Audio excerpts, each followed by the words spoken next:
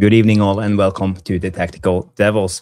I'm your host, Jarvis, and tonight we are going to do the Jarvis's Corner with me, Stu, and Mark. So everybody, feel free to join in, get your comments in, and we're going to talk about Man United. Yesterday's win over Arsenal. I think we all are still buzzing, and it's quite good. It's a good feeling being at this stage as a United supporter. It's only been 2 weeks ago where everything was doom and gloom. So let's enjoy the moment. And tonight we are going to talk about the game. There are some updates. We have an update on the Chelsea forward Cole Palmer, and the latest from Sam Luckhurst is he's open to join Man United. He's unsettled in London. That's the report that's out there. We will also go through some of the tactical things Michael Carrick did yesterday. The topic of the show is about his secret weapon. I will tell you more about it while we get into the show. But first of all, I'm going to play the intro, and Stu and I and Mark will be back after the intro. So see you in a bit.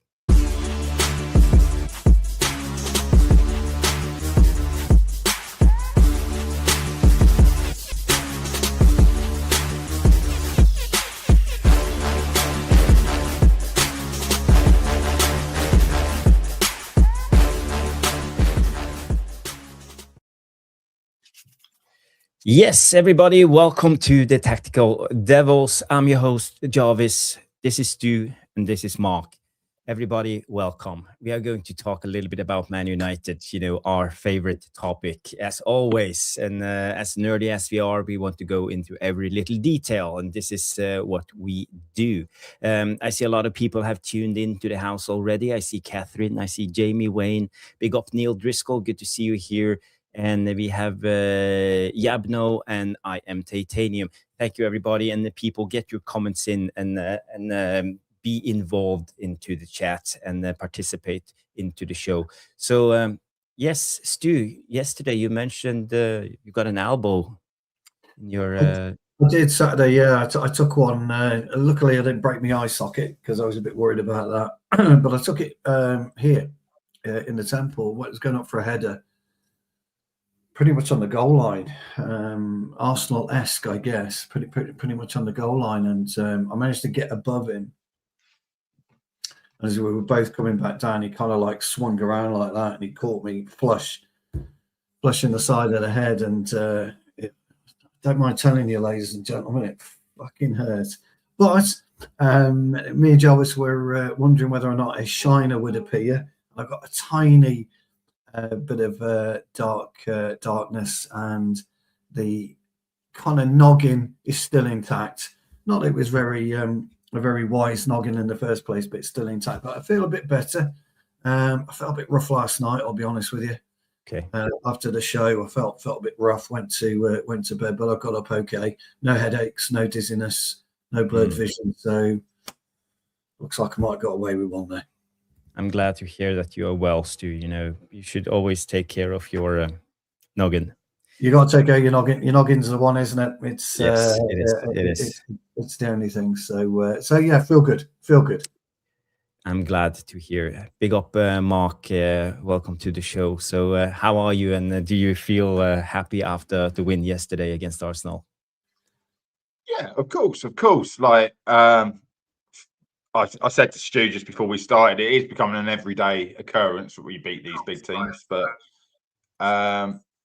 yeah, what else can we do? It's turn up, beat the big teams, and then watch the review show. And the irony of Stu getting an elbow 1 week after watching that video of you showing us the guy get elbowed on the edge of the box.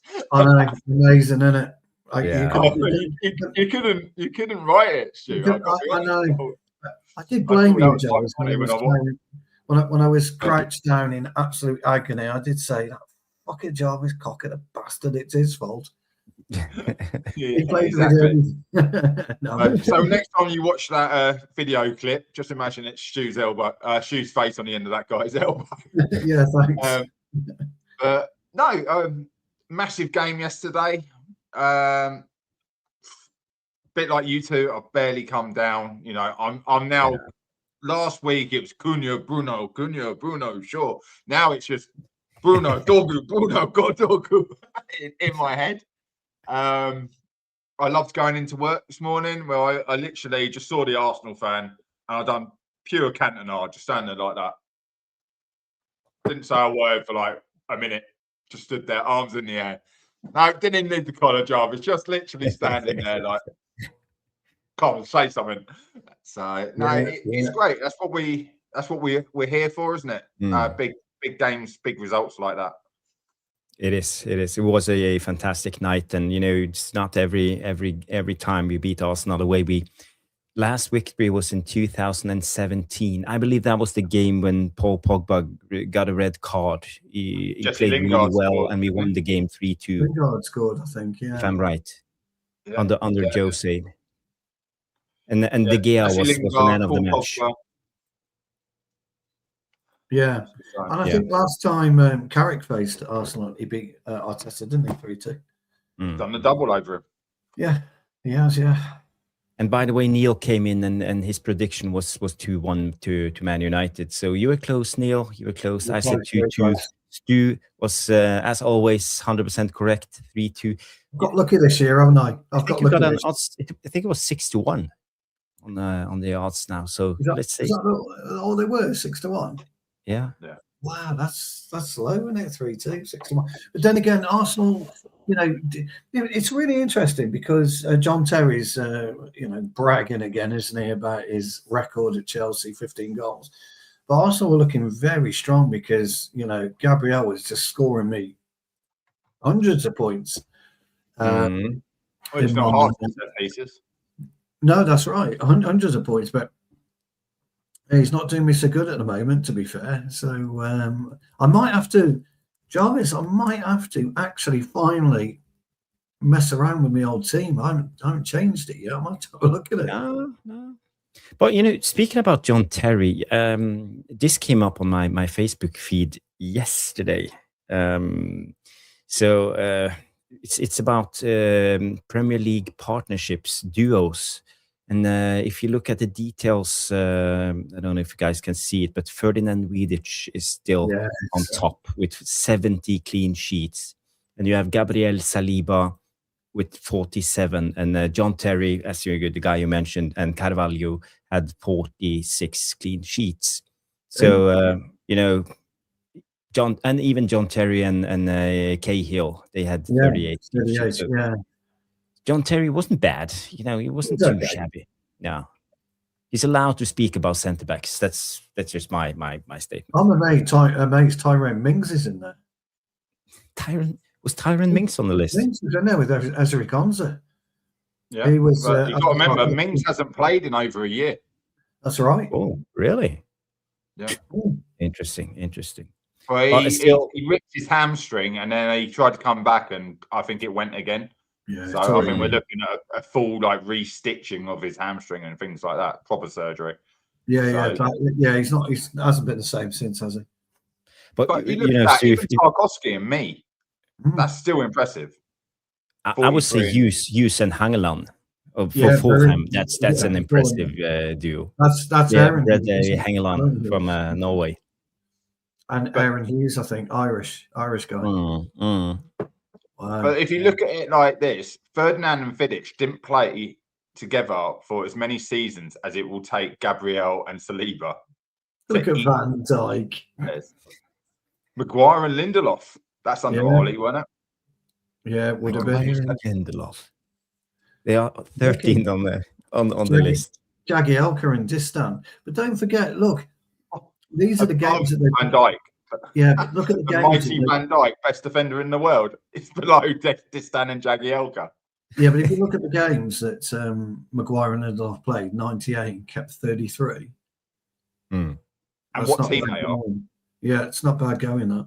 Not bad going at all. No. Big Harry comes back and everything changes. Ray Maguire. But yeah, I have a situation I want to talk to you. I want to ask you guys because we all remember the. But before we go to that situation, I just want to say hi to a lot of new people have tuned in. So Fred the Red is in the house. He was close. He said 3-1, but it was 3-2, so it was a good call. And who else? We have Catherine is here. We have Kevin Donovan comes in and say, great win against Arsenal. We need to start doing business in the transfer, bro. Yes, 100%, Kevin. This is what we need. We need to take action. And I think at least one midfielder. It was Rushmano actually mentioned one guy who's available, and that's Ward-Prowse. So quick question, Mark. Would you take Ward-Prowse in for a half of a season loan? No. Because I don't see where he would fit into our team apart from as a set piece expert. Okay. Stu? Yeah. I like Ward-Prowse. I'd take him. Yeah, absolutely. I think he'd give us a bit more versatility than perhaps what our good old friend Agate gives us. A bit more versatility than Kobe Mainoo in many ways. Although Mainoo I thought he was excellent yesterday. Me and Jarvis were talking about the ability to ghost in and ghost out of a game brilliantly, seamlessly. Yeah. Kobe Mainoo, brilliant. But I think what people don't understand about Ward-Prowse is he's a bit of an all-round player. He's one of those that I call competent in most areas of the pitch. He's very much like our good old Maguire. You can put him on a football pitch and he will deliver. He's not playing at West Ham for whatever reason. You know, his face doesn't fit, but he was excellent in a very, very, very poor Southampton team. His delivery is superb. His vision is very, very good. He can tackle, believe it or not. Like, not a brilliant tackler, don't get me wrong, but he can tackle. Can't head the ball for toffee. He can't. But nor can Agate, and neither can Kobe. So that doesn't necessarily matter. But as a squad player, as somebody come in and you could trust, I got no issue with Ward-Prowse. We won't go for him when the problem we'll have with Ward-Prowse is he doesn't fit the so-called United standard. But my question is that what is the United standard? To be honest with you, what is that? What do we do? So as a player, as a footballer, would he be any worse than Christian Eriksen? Absolutely not. Would he be any worse than Agate? Absolutely not. And I think that's what you've got to. The bar's low. Let's be honest. Yeah, it is. It is. The bar's not high. The bar's very low. So, Stu, I'll take him on a free, but I wouldn't pay money for him. No. This is the thing, I'd loan him. We can loan a guy for half a season just to help us if injuries comes in. I think you probably get Ward-Prowse, Mark, at no loan fee. To be honest, I don't think you get a loan fee. I don't think they'd want a loan fee for him. I think you get him on a loan, no obligation, no option. Just a straightforward loan. End of the season, he gets playing again, and I think he played 10 or 15 for us, depending. Well, crikey, how many games have we got left? We only got 10 games left, haven't we? No, it's 15 games. That's something like that. So he'd do a job for us, but we're not going to do anything anyway, are we? So no, we are not. But the premises for my question and this Ward-Prowse thing is, you have no money. What do? And you will try to strengthen your squad. So the alternative is to Seko Kone. He's loaned out to Lausanne. So we have the Fletcher twins and Jim Thwaites as the options. Let's say if we have 2 injuries in midfield, we're done. We need extra midfielders to come in. We got more cover than that. Right. So you've got Mainoo and Casemiro. You've got Mason Mount and Ugarte. You can drop Bruno back there and you could put Cunha in. In the formation he's playing now, there is actually more cover. If you think about it, Ugarte hasn't stepped foot on the pitch under Carrick. We've definitely got the cover. But if you take out what Jarvis is talking about, if you take out Mainoo and you take out Bruno, your creativity's gone. Cunha doesn't offer great creativity, he offers power and drive. Mason Mount? No, I don't think he's no, not for creativity, not for me. I can't see Ward, and the fact Ward-Prowse hasn't been playing is another reason why. If you want to bring a player in, they have to be a first team player in a lesser team. He's not even on the bench. But you're not going to get that. You're not going to get that in January. It won't happen. See, no, but I'm just saying, like, you can from abroad. You can. That's why you loan in from abroad. I don't think we'll loan in from abroad. What's the point? You may as well just not bother. You need somebody you can drop onto the pitch. Maguire is a bit of a golden goose in that way, isn't he? Where you can just grab him, drop him, get on with it. He's a bit of a golden goose. You just don't see many of those around anymore. Did you think that was a little bit weird yesterday? Did anyone else pick up on that? Like the chat? On what? He played Maguire as the third centre back instead of bringing Euro on. No, I didn't. No, I thought that was a smart move. Versatility. But he is versatile, but he went to three centre backs with Maguire, but you've got a right-sided centre back in Euro, and he didn't bring him on, and he didn't. So that's what I'm saying. Ugarte and Euro have been dropped out of their squad entirely. Haven't stepped foot on the pitch. Yeah, he didn't play Sesko against City, and he made. Sesko not in this game. That's what I'm saying. He made attacking change. Defender. I thought Maguire was a. I agree. He had the legs. He could do other things. Get forward. But I was surprised Euro wasn't the one brought on. I really was. I think he's going to have to learn his trade, isn't he? Yeah. I don't know if his shot does, but I think he needs to take a step out of the team for a bit. Yeah, I agree. Yeah. So maybe same with Heaven. I think it's the right move. I generally think it's the right move. And Heaven as well. There's another choice. I forgot about him. Yeah. Mm-hmm. Well, I think at least in these big games, coming in the last 10 minutes against Arsenal with all those corners and all of this, Mazraoui is not the biggest guy, but he's very good using his body, shielding the ball. We've seen him in other games, bullying off big strikers. Mateta, for example, was it Mateta in the Palace game? He bullied off. Came in, he just shielded and used his body really well. So I like that part of Mazraoui's game. He's very intelligent in his movement, also defending. So I agree with Carrick. I trust Mazraoui so much more than Lenny Euro, because Lenny Euro seems so off. He seems so careful. He's off. It's not like I feel like he's not giving 100%. We haven't had the courage to show us his full potential. It's almost like he's trying to be too. Say again? He didn't want to play the position he was being made to play. He didn't want to play in a back three. He's of that age where he gets stroppy and I didn't want to do it. And you could see that. So the whole thing about we went into a back five naturally and everyone done their jobs and we were playing four at the back, and you guys said about yesterday, it's more natural to play four at the back for a lot of these people. Mm-hmm. So the reason we were so poor under Amorim was there was too much thinking. Dorgu is the prime example of this, where he was thinking, can I go forward? Do I have to say, you're thinking too much and not playing natural football?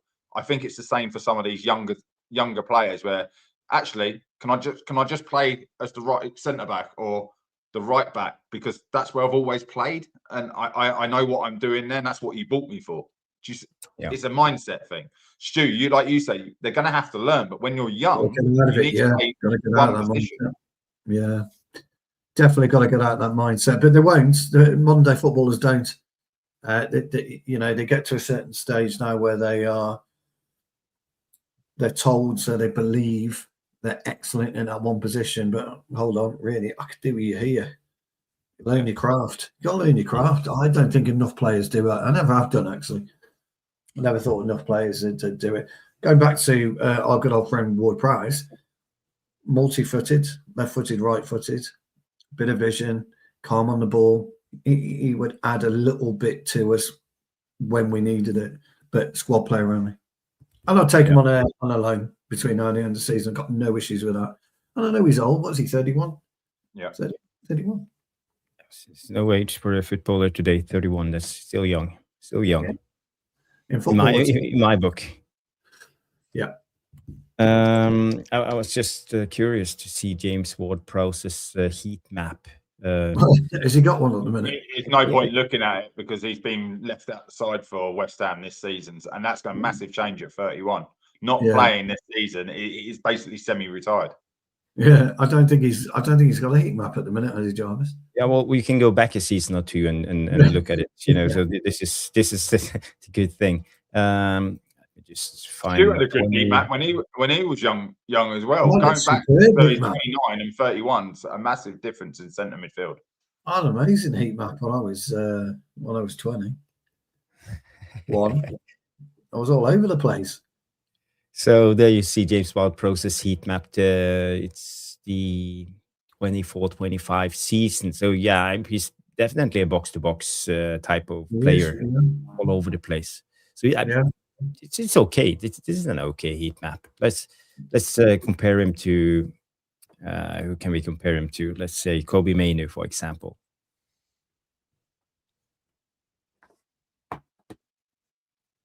So you see, maybe it's even a little bit more defensively than Kobe Mainoo. Yes. Yeah. But he's not playing, so he's not at that level anyhow. He's not. Sean just said exactly what I was thinking. You've just put up a heat map, and they've had 4 managers since you put that heat map up. Yeah, they have. Yeah. Terrible. West Ham. Well, we have West Ham coming up in 2 games' time, I believe, or is it Everton first? And they're turning a corner at the moment. Got three times. I think we've got Fulham.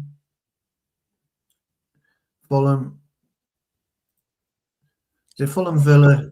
Is it Fulham Villa, West Ham, Everton? No, it's Fulham, Spurs, West Ham, Everton. Fulham, Spurs, West Ham, Everton. Okay. We don't play Villa till March. March is going to be make or break for us. Right now, you said 12 points, didn't you? It's Fulham, Spurs, West Ham, Everton, Palace, and then we hit March, and then it goes Newcastle, Villa, Bournemouth, and Leeds. Yeah, nice. I know. I think, I do. I think young Frank is getting his haircut. I think he's going to be at Old Trafford getting his haircut, bless him. And then it's the dead of the season is May. We play Liverpool, Sunderland, Forest, and Brighton for last game. All teams that we fucking struggle against. Yeah, well, we've got Stevie Holland in now, haven't we? Didn't have him before. We do. Steve Holland. We have an interesting comment here from Neil Driscoll, and I've been the one who's a bit most positive when it comes to Dalot, I would say, in the last couple of weeks. I think people have given him too much stick, and I try to see the positivities. And also, I think he had a pretty good game yesterday, and Neil agrees with me. Dalot had one of the better games yesterday. So, what's your thoughts, Mark, on Dalot?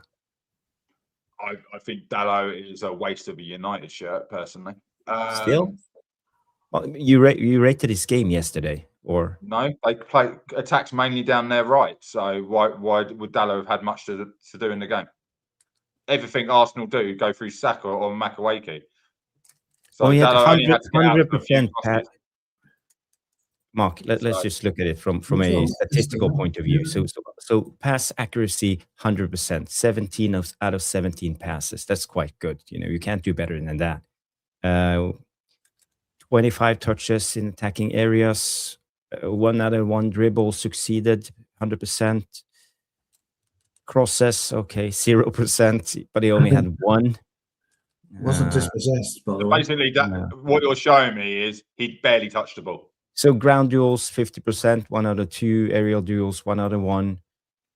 Yeah, so average stats, but I think he did well, and especially at the end of the game when Arteta tried to change things, and he went into a back 5, and Dalot went head on to Saka, and I think it took Saka out of the game in the dying minutes of the game, and he was their only creative outlet. Against Arsenal, it's very hard because, Stu, I think you said it yesterday. They don't put the ball in the bloody box. Oh, they do. They just get to the. They are. You were so right. They just play for corners. Yeah. Because they haven't got a goal scorer, and when you have no goal scorer, and the only other person is Saka, who cuts in onto his left, and we shut that down. We doubled up on him. He couldn't cut in. So yeah, you show those stats. Yeah, Dalot got 2 great clearances away. Which is a prime example of what Dorgu tried to do in the first half and didn't get enough on it. But we know Dalot's good in the air, but he's not good enough for Man United. Personally, that's just personal opinion. I can't trust him. He has too many bad games, not enough good games. And as you just put the stats up, he barely touched the ball, and we're thinking he's had a good game. So he hasn't influenced Man United with the ball. Everything when he touched the ball was 50%, 50%. That's what we say about Dalot, isn't it? We don't know if he's going to make the pass or kick it straight out of play. I've seen that with our own eyes. So, the Thierry Henry thing, but went a little bit viral on Monday Night Football, where he's laughing at Dalot's pass, where he just smashes it out of play when it was just a flick to the outside of the foot for a pass. It's like next thing you know, he's kicked it halfway down towards London. Do you know what I mean? From Old Trafford. So, but he's comfortable right now as a right back. He's focused. Yeah. This is what I'm saying. He's got to focus on one thing: do the job of a right back. It's not do a job of a right winger or a right back and a right forward, which is what the role of a wing back is. But Mark, one thing, okay, you said he barely influenced the game, but I would say I disagree a little bit. But because in the middle of that first half, when things changed around, Dalot started making runs diagonally through our attack. He did it, I would say, 3 or 4 times. And I was wondering for myself, what's going on now? Why is suddenly Dalot starting to make those runs? I don't know if you saw that. Yeah, I did. He does it all the time. He does He didn't in the first 25 minutes because Arsenal, they just pushed us back. But after that, he started making runs and suddenly we had more options going forward and it freed up space for the other ones. So in a way, I think it influenced the game because a lot of things in football is things that you actually don't see, like movements, opening up space and third man runs and all of this. And for me, I think we should give credit where credit is due. And yeah, I hope Grace is all those runs, Jarvis, how many times you're saying he influenced the game? Did Trossard go with him? No, I'm saying you said he didn't influence the game, and I say I don't think you're right. He didn't get the ball on those runs. No, I thought Trossard was poor yesterday. Huh? I thought Trossard was poor yesterday. Yeah, but my point is, when making those runs and you don't get the ball and influence the game, you've left Trossard on his own, haven't you? You've left him open for the counter attack. It was Arsenal's poor ability to move the ball quick enough. They were slow on the ball, and I don't know why. You've got to risk it, though, won't you? You've got to risk it in games. Would you risk your right back sprinting through past the striker in the game, Stu, or would you go absolutely fucking apeshit if you did it more than once? It depends. It depends on the flow of the game. Honestly, it depends on the flow of the game for me and his ability to get back. That's how it is. Or if we've got an ability to shuffle across. If I think we're capable of moving across and not leaving too big a hole or a quick switch, then I'm okay with it. That's why I don't like him doing it. If you notice the Man City game, the switch of play, we didn't do that at all yesterday because we stayed narrow. We didn't go wide. It's funny, Sean just put that up. We did. We attacked purely down the left with Dorgu, and then the ball getting cut back across for Mbeumo. Ahmad did a great defensive job, but he didn't get the ball played out wide to him. There was no cross-field balls. So there might have been a tactical change, but what I don't like, if Ahmad wasn't getting the ball, did Dalot then go looking for it? I think Ahmad, at the minute, he's kind of refinding his winger form, isn't he? Because he's obviously not been playing as a wing back now. He's been playing as a straight winger. And but again, I did notice, me and Jarvis touched on it slightly, again, the amount of times that both Mbeumo and Ahmad occupied the same space, even against Arsenal, they occupied the same space as well. So it's got to learn not to do that, or Mbeumo's got to learn not to get into Ahmad's space, one or the other. Well, they're both right forwards, aren't they, of a front three? And therein lies the problem. Get Dalot over on the left. I know we got Dorgu out there, and let's face it, Dorgu is not going to get displaced at the moment, which is right. But Ahmad should be, and I think he'd be more effective on the left. Me personally, I've always thought he'd be more effective on the left. But he plays right, doesn't he? I mean, he's always played right for us, hasn't he, Ahmad? Yeah, well, he's never played on the left in his career.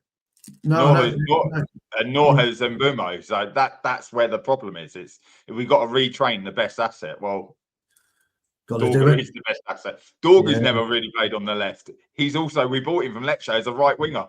It's made it work, I think. Yeah, he made it work. Which is great. Before we talk more about the tactics of the game yesterday, because I promise you guys I'm going to show you Carrick's secret. But this is the correct source.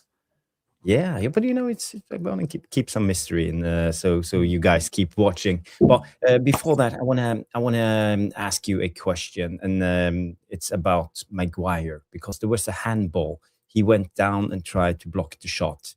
Yeah, sorry. It's a close-up, so I can't actually even play it. But you clearly see here it touches his arm. So we can maybe I have. From this angle, I can play it from this angle. So, okay, just remove it and take it up again. Can't be too careful nowadays.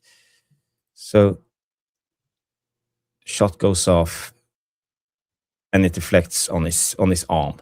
So, again, should VAR have a look on it, or what is the rule saying in instances like this? Because I've seen Arsenal fans who's claiming VAR should have had a look. He is making his body bigger, and his arm is too far out. It's not in a natural way. So I don't know, but it's a penalty. So, what's your take? Stonewall penalty. I didn't see it. I don't even recall a replay of it. It was cleared within like 3 seconds of it happening. Yeah, because the rule states that arm is going down to brace his fall. So it's the same as if you make a sliding tackle and your arm's on the floor. If it's in contact with the ground, it's not a penalty. This is a little grey area because it hits him just before it hits the floor. Stonewall pen. If that's a penalty, Dorgu's goal's disallowed. Yeah, it's stonewall pen for me. Simple as that. Because the problem with Maguire is he's coming in, he's sliding foot first. Now you do put your arm out, and there's no two ways about it. The problem is his arm wasn't fully stretched; it was slightly bent. But he's thrown his legs forward. If you actually, it's all about the angle here. Look, he's turning his body. The legs are coming forward. The arm's going backwards. So that's still a penalty. The legs are forward towards the ball first. But that's still a penalty. Unfortunately, whether we like it or not, that is still a penalty. Yeah, but Stu, going by the rule book, now that they changed it, because we all remember, let's say a couple of seasons ago, Licha got a penalty in the Champions League, throwing himself down like this against the Spanish opposition or something, and the rules has changed, so you are allowed to use your arm to take your fall. And also, you'd put your shoulder out if you just fell like that making a tackle. You put your shoulder out because your whole body weight would come down on the point of your shoulder. And but also, I think the key of this is his arm is on his way down here, and when he touches the ground, it's still at the same angle, so it's not altering the movement of his arm in a way to stop the ball. It's a natural movement, and this is why I think it's not given. I just know it's by the letter of the law. By the letter of the law. No, but this is what I think. Because let's say your arm is out here and it goes in while you drop down, then it's a penalty. But if it's down here and you just... Fellas, if it was the opposite way, we'd have wanted a penalty. It's a penalty all day long in the letter of the law with this new arm out stuff. We've seen it. You watch next week. You watch next weekend. If something similar happens and a penalty is given, what are we going to say? There you go. Sean's just put it up. The IFAB law was rewritten. It's there to brace his fall. So therefore, if it hits the bracing arm. But also, the IFAB rule states if the ball, for whatever reason, hits a hand, the goal is to be disallowed. Yeah. So Dorgu's goal should have been disallowed by that. So this is where I say it's a grey area thing. Dorgu, if he had a pocket, he would have put his hand in his pocket, right, to get his hand any closer to his body, but it still hit it. Well, the question is, what if it happens next weekend, which it could well do, and it probably will do, and what if it was us? That's a little bit later on. It's already hit. That's handball. It hits the arm. It's handball. It's below the shirt line. But I would say it can't be more natural than inside your towards your body. You know, it's not holding it. It's not even an inch from his body. It's No, I agree, but the actual basically rule touching. states it's not. It doesn't for attack it for goals. Doesn't state natural position. It says contact of hand.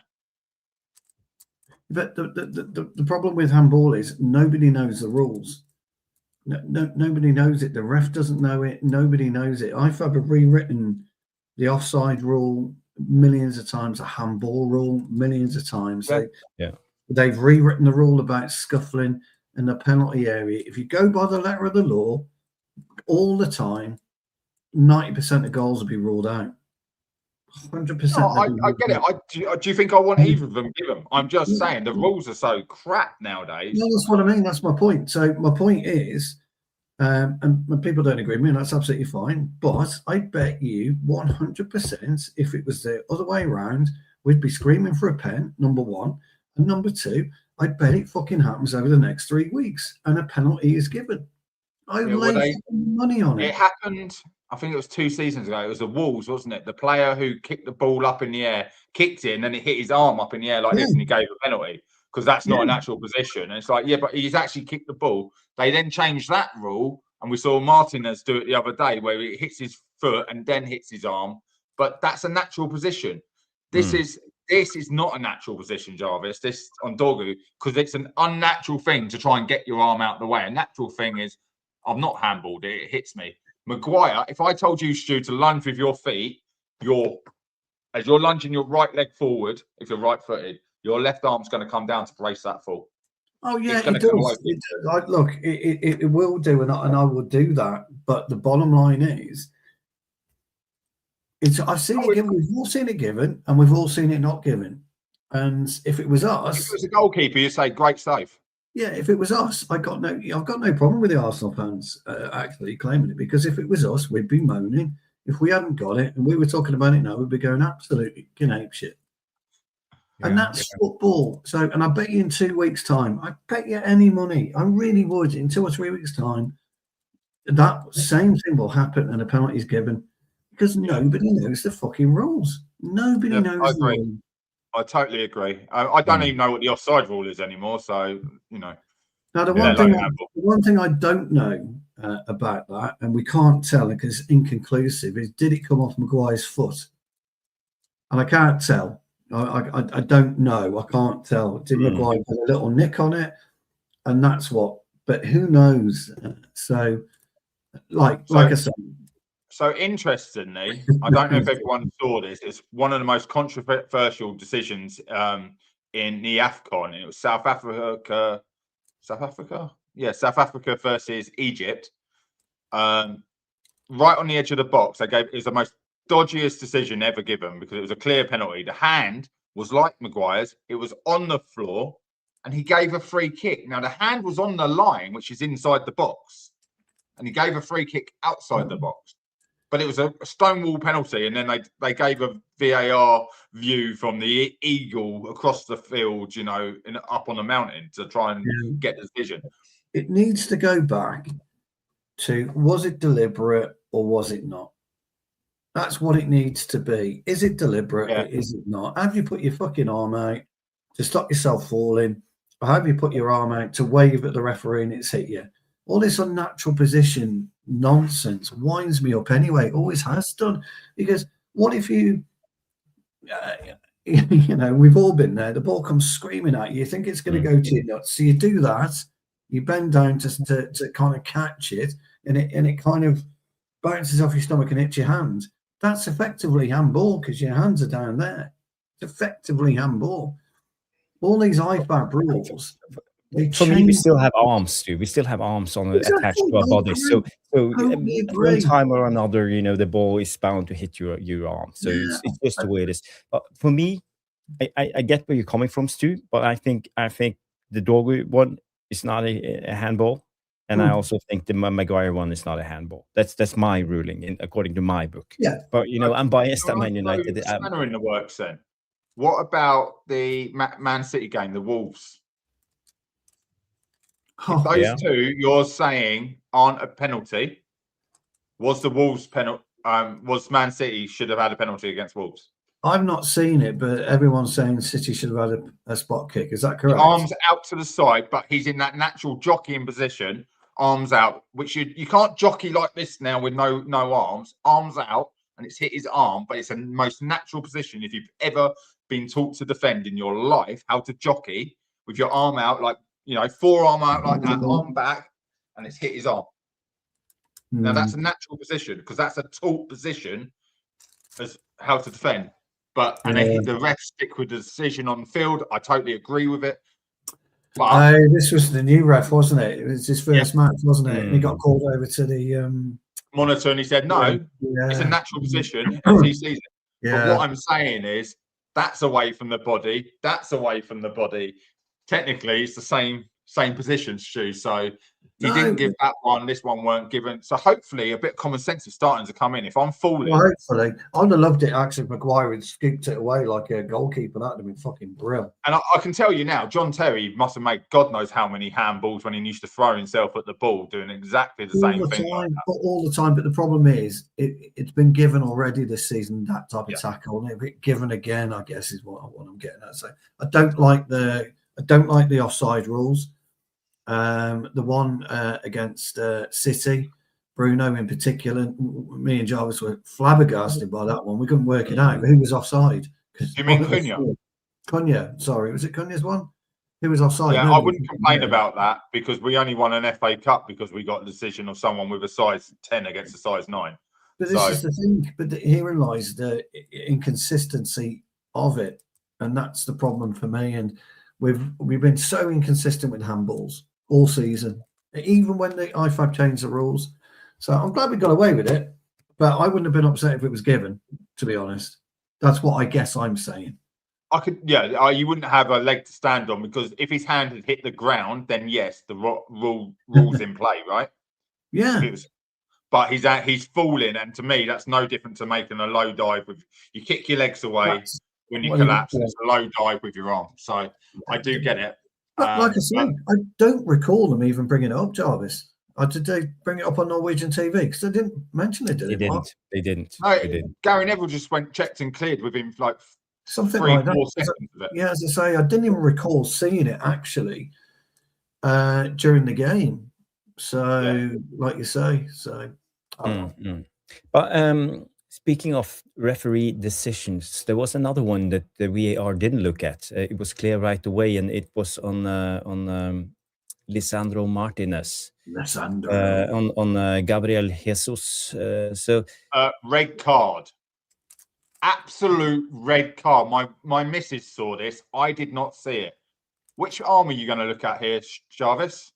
Well, for me, it's 2 yellows in 1 second. Keep an eye on his left arm, the one with the closed fist. Yeah, that's the one. So, bang, have that, and then have one to the top of the head as well with the other arm. Yes, fantastic. Nothing wrong with that. Carry on. Play on. That's Argentina, Brazil. I did it Saturday afternoon, Mark. A player was slightly smaller than me. He goes for a throw. He starts backing in on me. I grab the top of his shoulder. Here. Swipes across him. He goes down. I get the ball on him away. Fuck it. No problem. Got no issue with that. That's actually, the thing is, right, there's a couple of things about it. And what I like about it is Jesus has got exactly the same game plan. I'm going to try and throw Martinez over my shoulder.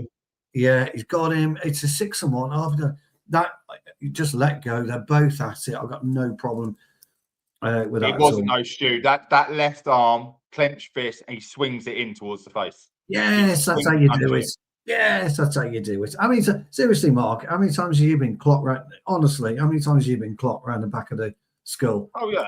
But exactly. But and you what know I'm saying is, don't you, pal? With VAR, that should have been looked at by VAR because actually he hits him, and then as he pulls the hand away, he claws at the face as well. Yeah. And then the second arm comes over, which is the one that knocks him on the back of the head and knocks him down. Yes, absolutely. I would have said to the ref. I would have said to the ref, he swore at me, ref. It was horrible. I don't like swear words, ref. Yeah. No, but I didn't see it. I didn't pick up on it. My other half when I didn't. The upper hand. I just saw the arm on top. She said, "No, he's caught him. He's like uppercutted him with the other hand." And to be honest with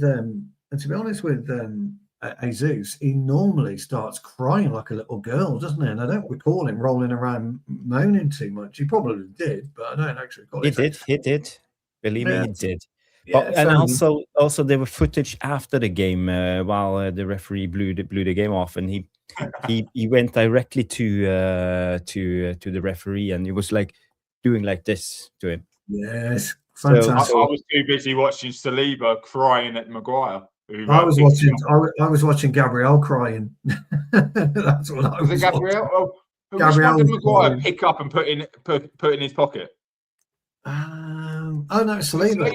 Yeah, Saliba. Maguire literally put picked Saliba him up and moved him forward. Yeah, absolutely superb. They were all crying. It was fantastic. And straight away, I just had visions of Paul Scholes and the Haaland comment. He's going to pick him up and run around the pitch with him. Maguire picks the lever up and off he goes. I was watching that, they show. I love a Monday morning when I'm waiting for a meeting on YouTube. All the fans of opposite, and watching Lee Gunner this morning. I was in fucking tears. It's the funniest thing I've ever seen. And that fucking Scouse Craig as well. Them two are the gift that keep on giving.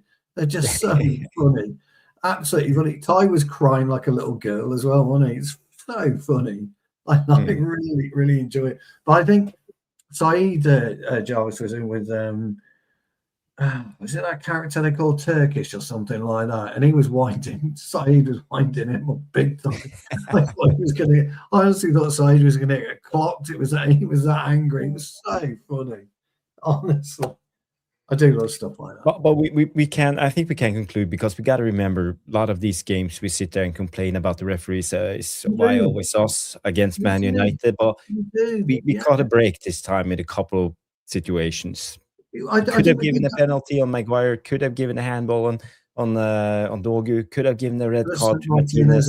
And these are this finer details decision that goes in our favor, and for once. Because we remember, for example, when we lost under Ten Hag last season, was it last season?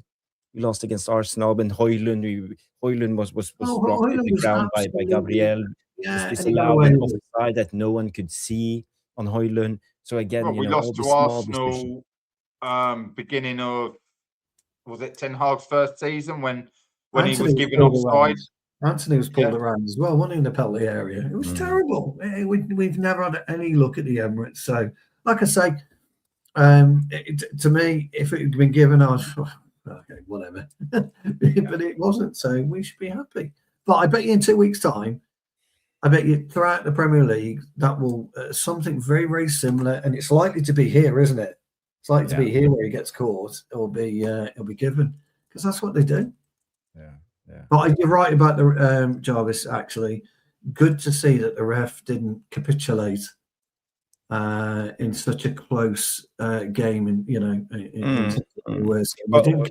But on this Martinez thing, I think you are quite right when you say what you're saying, Stu. There was a duel. They were both on the same page, when it came to wrestling, and The thing okay, is, by the letter of the law, it's violent conduct. 100%.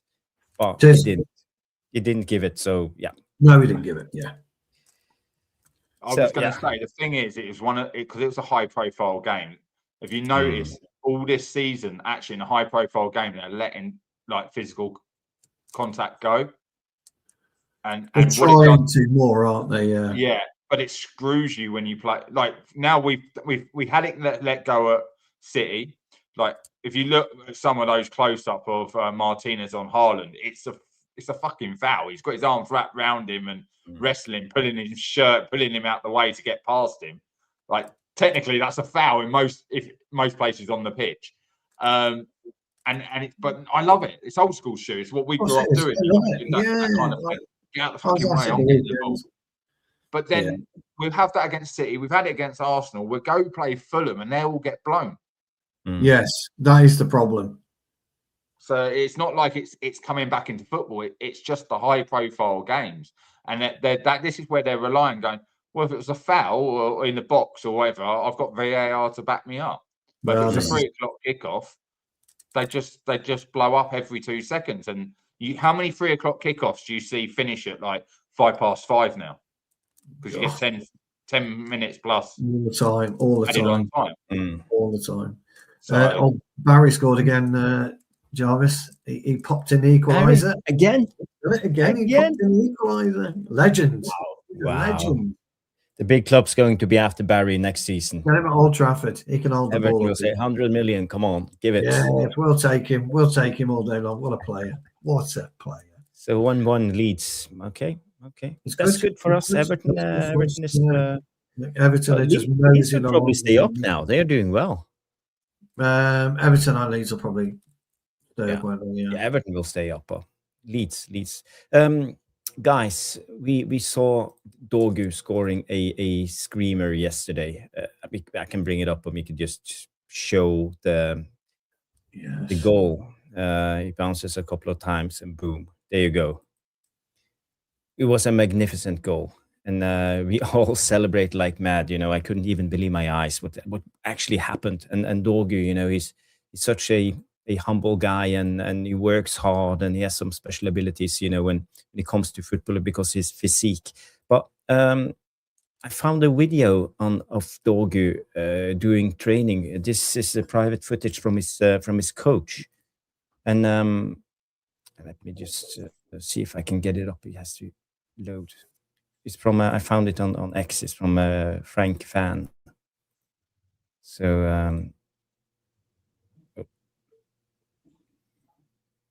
Don't know if you see, but you see Dorgu, doing all this. Yeah, it's buffering. Doing all these drills. Oh, give me 2 seconds. Let me just play it through, and I'll show it to you after it's fully loaded.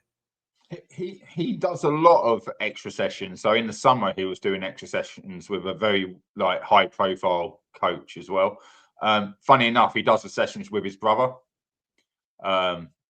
And they look very similar, but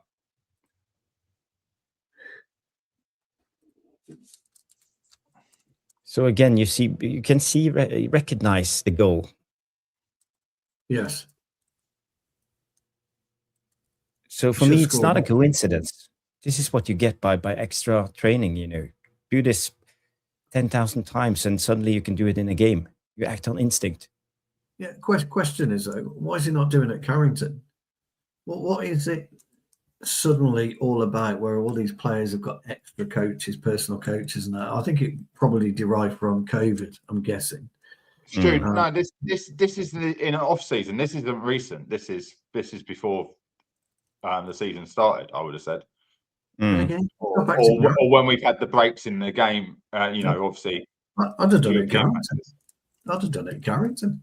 None of them stay at Carrington. None of them want to stay there. You've only got to listen to Rooney and everyone saying they don't want to stay there. Yeah, now, they should. Yeah, but there's got to be another reason for that, shoot, because there's no more going over the far side to the pitch out of the way of everyone's eyes, which is what Ronaldo and Beckham and everyone. You hear all the stories. Yeah. What they did. They went to the furthest pitch away and practice.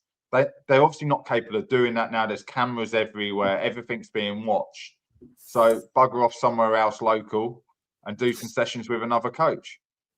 I don't have a problem with it, but what I would have a problem is he's doing all this fancy footwork and he's on a 4G pitch. Has he got the right footwear on? What if he catches his stud and rolls his ankle? Well, the thing about doing a session with a different coach is that we might not want what his coach is telling you to do. Mm-hmm. What have we got a separate coach for? You're being coached every day at Manchester United. I just find it really bizarre. There's loads of players do it, by the way, but I do find it bizarre. Unless that footage is over the last 10 days, which I really hope it's not, when the manager said, I'm going to make you train less, right? If that footage is not over the last 10 days, please explain to me why Dorgu would be doing shooting drills and footwork dribbling drills when he was meant to be playing as a wing back. Yeah, no, he's got, I think that was in the... Only about 6 months ago, because he's got pegs from about 6 months ago. Yeah. So the footage I saw, and that, like I said, he'd done with a high-profile coach. I can't remember what his name is, but I've seen him working with Obi and a lot of them in that area. He was deliberately showing him receiving the ball on the left, like knocking it out your feet, those sort of things, how to receive the ball. and working just on that first touch, Stu. You know what I mean? Killing it to go backward, opening out so you go down the line. You don't always come inside because he's not used to playing on the left. He's used to playing on the right. So he is, yeah. But I think that was probably like you say in the summer. Yeah. No. The stats, I'm not into stats, Trev. You know that, buddy. Not into stats. A lot of people in the chat gives Dorgu credit for doing this extra work, and hard work pays off. And this is what the DAS is coming in with. Hard work pays off. Cristiano Ronaldo can write a book on it. And I think you're right, DAS. I think we finally see, I see a development in Dorgu since he first came in. I think he has matured as a player. Yeah, it's not just confidence. You know, you see he acts on instincts, and he takes his A game. He shows his A game. No, what he done was he was criticised, and he acted on that really strongly, really well, and didn't shy away from it. True pros don't. True pros don't. Super chat, dude. Yes. Before that, I just want to say his coaches called himself semi-morphate. Okay. Yeah. Well, I don't know what's his name, but it's just private footage from Dorgu's coach. So hopefully we won't get caught. No, you'll be fine. It's on social media, isn't it? Bilal's gone mad. Big up, Bilal. Let me play you a jingle. Yes.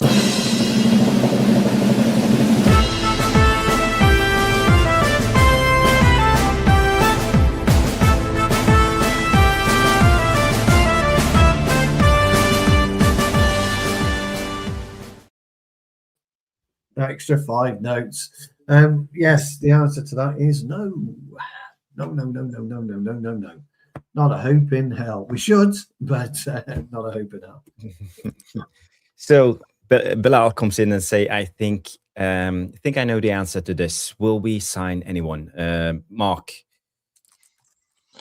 If we do, it's going to be another coach or someone in the backroom staff or something like that. We're not signing a player. We can all dream about it. If we were, it would have been done by now. But I can understand a lot of the channels going, oh, we're top 4 now. That you've got it's now or never, 1 week left. So I've seen a lot of people talking for Carrick. You know, he's going to have his say. He's involved in the transfers. Oh, God, yeah, I saw that. But I'm sorry, he's been given a briefing what to say. He's a smart guy. He's just shutting down with simple answers to simple questions. So, no, I'm sorry. Like, I want our players in as much as anyone. I want our summer transfers in now, but it's not happening. Yeah. I think we have a bigger chance now than we had when Amorim was here. So, you know, when Amorim was here, I think we had a 2% chance signing players in January, and now we have a 4% chance of signing players. But, you know, it's slim to none. But, you know, there could be an injury or two coming up in the last week to force us to sign a player. An option can come up. You never know when it's with footballers, social media, something can happen. Someone will try to force their way out and suddenly be available in the last couple of days. You know, when things those are the kind of transfers you don't want, because a last-minute transfer like that is not some. Is your feg horse. It depends who we are talking about. I think Daz has been drinking. Believer on deadline day. Well, I wouldn't mind Believer on deadline day. I think we've got more chance of signing Justin Bieber than Believer. I think the problem we got at the minute is nobody knows who the gaffer's going to be, and that is always. You don't want to come for that reason. Exactly. That's always a problem. You've got to. They're going to have to sort the managerial position out before we can go ahead and sign players. The players that I would imagine they want, because players are going to want to know who they're playing up. You know, who's going to be the gaffer, and they're going to want to speak to the gaffer. Where am I going to play? Am I going to play? What's your philosophy, etc., etc., etc. And yeah, I just think it's going to be one of those really. But I can't see us signing anyone. But I'm with you, Jarvis. You know, if Carrick goes to Fulham, it's February 2nd, isn't it? The deadline day, or is it? Yeah. Yeah. So if he goes to Fulham, we get a win, Jarvis, on the 30th. And we're in 4th place by 2 or 3 points. Who knows? He might just go to the board and say, look. And if we go out of that game with an injury on, let's say, Casemiro, Kobe Mainoo. Give me a loan signing. I want a squad player loan signing. This is the guy I want. Go and get him. Who knows? But I'm with you, Mark. And you, Jarvis. I can't quite see it getting over. Yeah, but I can't see why, because we have a director of football, Woodward. We got a chance. And we have Vivell, who's head of transfers, scouting of transfers. So again, we have 2 competent guys who to sign for the future. In all honesty, though, pal, in all honesty, it's the closest we've been in a long time, and we should be capitalising on where we are. Yeah, and that's the problem for me. We're so slow in everything that we do, so slow. But I saw somebody this morning tweeted, and I tend to agree with them, and that was whatever happens in the summer, Steve Holland should stay, and I'm in total agreement with that. He should stay. Yeah, Steve Holland is If Ancelotti comes in, should Steve Holland stay? Yes. Yes, Ancelotti knows him. Well, they used to work together. Yeah, they work. Yeah. Didn't he go to, no problem. Oh no, it's Steve Clark, wasn't it? Was it Real Madrid? Was it Steve Holland? I think Holland worked under Ancelotti when he was coaching Chelsea. Yeah. But I think Holland does. He went to Madrid with him as well, didn't he? I'm sure he did. Yeah. And that's how he. I think he was there when Woodgate was playing. Am I right? I think so. Yeah. But I heard. No, I'm not sure if it's 100% true, because let's be fair, you can't believe anything in the media the way it's been put out when it's Man United. But wasn't it Michael Carrick's teams come in and the board brought in Holland? Not Carrick. No, Carrick. That's what I've read. I think it was in the Athletic. Don't hold me to that, but it's definitely Carrick. That's what I was. Someone's just put that. They thought it might have been Clement. I can't remember if it was Steve Clement. Oh, it's Clement. It was. Yep. Dave, top draw, mate. That's what I had to ask. I was like, I know he was at Chelsea, and then I think Clements went there, but I wasn't sure. But he's superb. Paul Clements. That's it. Paul Clements. I do think we're going to be very hard to. Steve Holland's got to stay. Got to stay. Holland defensive. Woodgate defensive. Evans defensive. Michael Carrick defensive midfielder. There's a pattern here. I don't see for the first 2 games. Yeah, I don't see. I mean, Holland's a good attacking coach as well. I mean, Holland's just an excellent coach all around. He just specialises. Very good at England's attacking side of things. He focuses on their defence. He does follow. He does specialise on defence. Absolutely, no 2 ways about it. He's a defensive coach, but he's a brilliant all-round coach. His knowledge of the game. I think people got confused with Steve Round. Because Steve Round, when he was at Everton, with good coach, but nowhere near the quality of Holland. Holland, as you quite rightly say, he's been with Ancelotti, he's been at Chelsea, he's been around the block. Yeah. But you got to have a pedigree coming in as a coach. You got to have the competence. You got to know what you're talking about, because you are actually coaching world-class players, so to say, Champions League winners. No coincidence. No coincidence. Steve Holland comes in. I want to give Jarvis his props here, because Jarvis, you spoke about how bad the young coaches were, right? Yeah. If we just take Holland, Maguire, Luke Shaw, Kobe Mainoo, last year training with him, right? Then you look at the other ones, you're going, Michael Carrick, he knows Dalot, Bruno, so straight away he understands those players. Yeah. Straight when they've come in, they've got more of an understanding of how to structure some of these guys together through the coaching staff having conversations, not just with the players. That makes such a difference.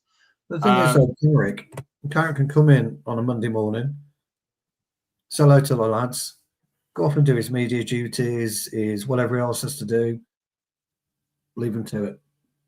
And that's it. Steve Holland, I'm going to leave you to it, mate. Fergie did it with Brian Kidd. I'll leave you to it. Fergie did it with Mullenstein. I'll leave you to it. Kirosh, I'll leave you to it. You know. Well, Fergie only came down for like 10 minutes back in the day, didn't he? Everyone else coached. He just left him get on with it. And Steve Holland brings that with him, so he must stay, whatever happens. I would like, I said to Jarvis last night, I would like Ancelotti, Carrick as his number 2 for 2 years, and then Holland as the defensive coach. Oh, Holland has got to stay, whatever. Holland has to stay. If we move him out, we're making a big. But what about this? If Gareth Southgate wears Gareth Southgate pajamas. I don't know where people get this, apart from the fact that Steve Holland coached England. I don't know why people think they're a pair, because they're not. He just Gareth Southgate. Well, how long did they stay together at England? How long was Southgate? At least 2 World Cups. So 8 years. 8 years. It's an easy payday. You're getting paid a year's salary for doing a couple of thingies work. The thing about it is, what we say about Southgate is he got a fucking brilliant coaching. Kudos Southgate. Yeah. Mm-hmm. And if we want to go with that, if we want to go with he's coming, therefore Southgate's coming, what about he's coming, so therefore Ancelotti's coming? Which is stupid. Well, here's the thing, actually, Daz. Here's the thing about this, and it pains me to say it, but it pains us all. Yeah, if you looked at the sideline a couple of times yesterday, there just wasn't Carrick and Holland. There was Carrick, Holland, and Woodgate. Yeah, all 3 of them discussing, each having their viewpoint. We don't know, and I agree with you, Daz, how good a coach Woodgate is. We all are turned off by Woodgate because of him as a person and as an individual. It's exactly the same as John Terry. He comes through the door, we're thinking, fuck off, because of who he is as a person. But his abilities as a coach might totally outweigh what he is as a person. But it doesn't mean to say we got to like him as an individual. He's worked with some really, really good coaches or a man in his career and after. Yeah, but Woodgate could well be a good coach. Time will tell on that. He could. Interesting debate. And also, I think we got to touch a little bit about the Carrick thing. But first, I want to do a couple of transfer updates with you guys. And first of all, the breaking news for the evening, it's the Cole Palmer debate. And you know, we talked about it the other day. Breaking Cole Palmer is open to joining Man United, and he's unsettled in London. You know, homesick apparently is the thing, and he misses his mates in Manchester, and he's not going to go back to Manchester City. And well, then you can go to Blackburn or Oldham, or you could sign for Man United. What do you reckon, guys? 100 million? No. Look, it's first of all, the deal isn't doable. He's got 9 years left on his contract. Yeah. The deal ain't doable. Thank God you said it, Stu, because that just isn't doable. Secondly, if he misses his mates that much, buy him a fucking house in London, because you know, a month's salary, you can buy him a flat in London, so you can hang around together, or move him into build him a granny pad at your mansion. You know, I look. I'd rather him come up and say, you know what, Chelsea sucks. I don't want to be here anymore. I don't like the setup. I don't like this, and I don't like that. Yeah, I made a mistake when I signed that 10-year because that's effectively what it became, a 10-year contract. Yeah. I made a mistake signing it.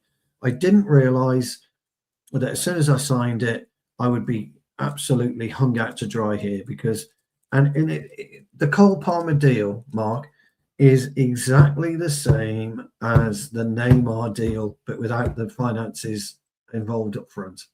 It's the same fucking deal. I'm just doing the math now, just trying to do the math to see what it works out. Based on 250,000 a week over 10 years. There you go. You're looking at more than 250 million to get him here with what's left on his contract.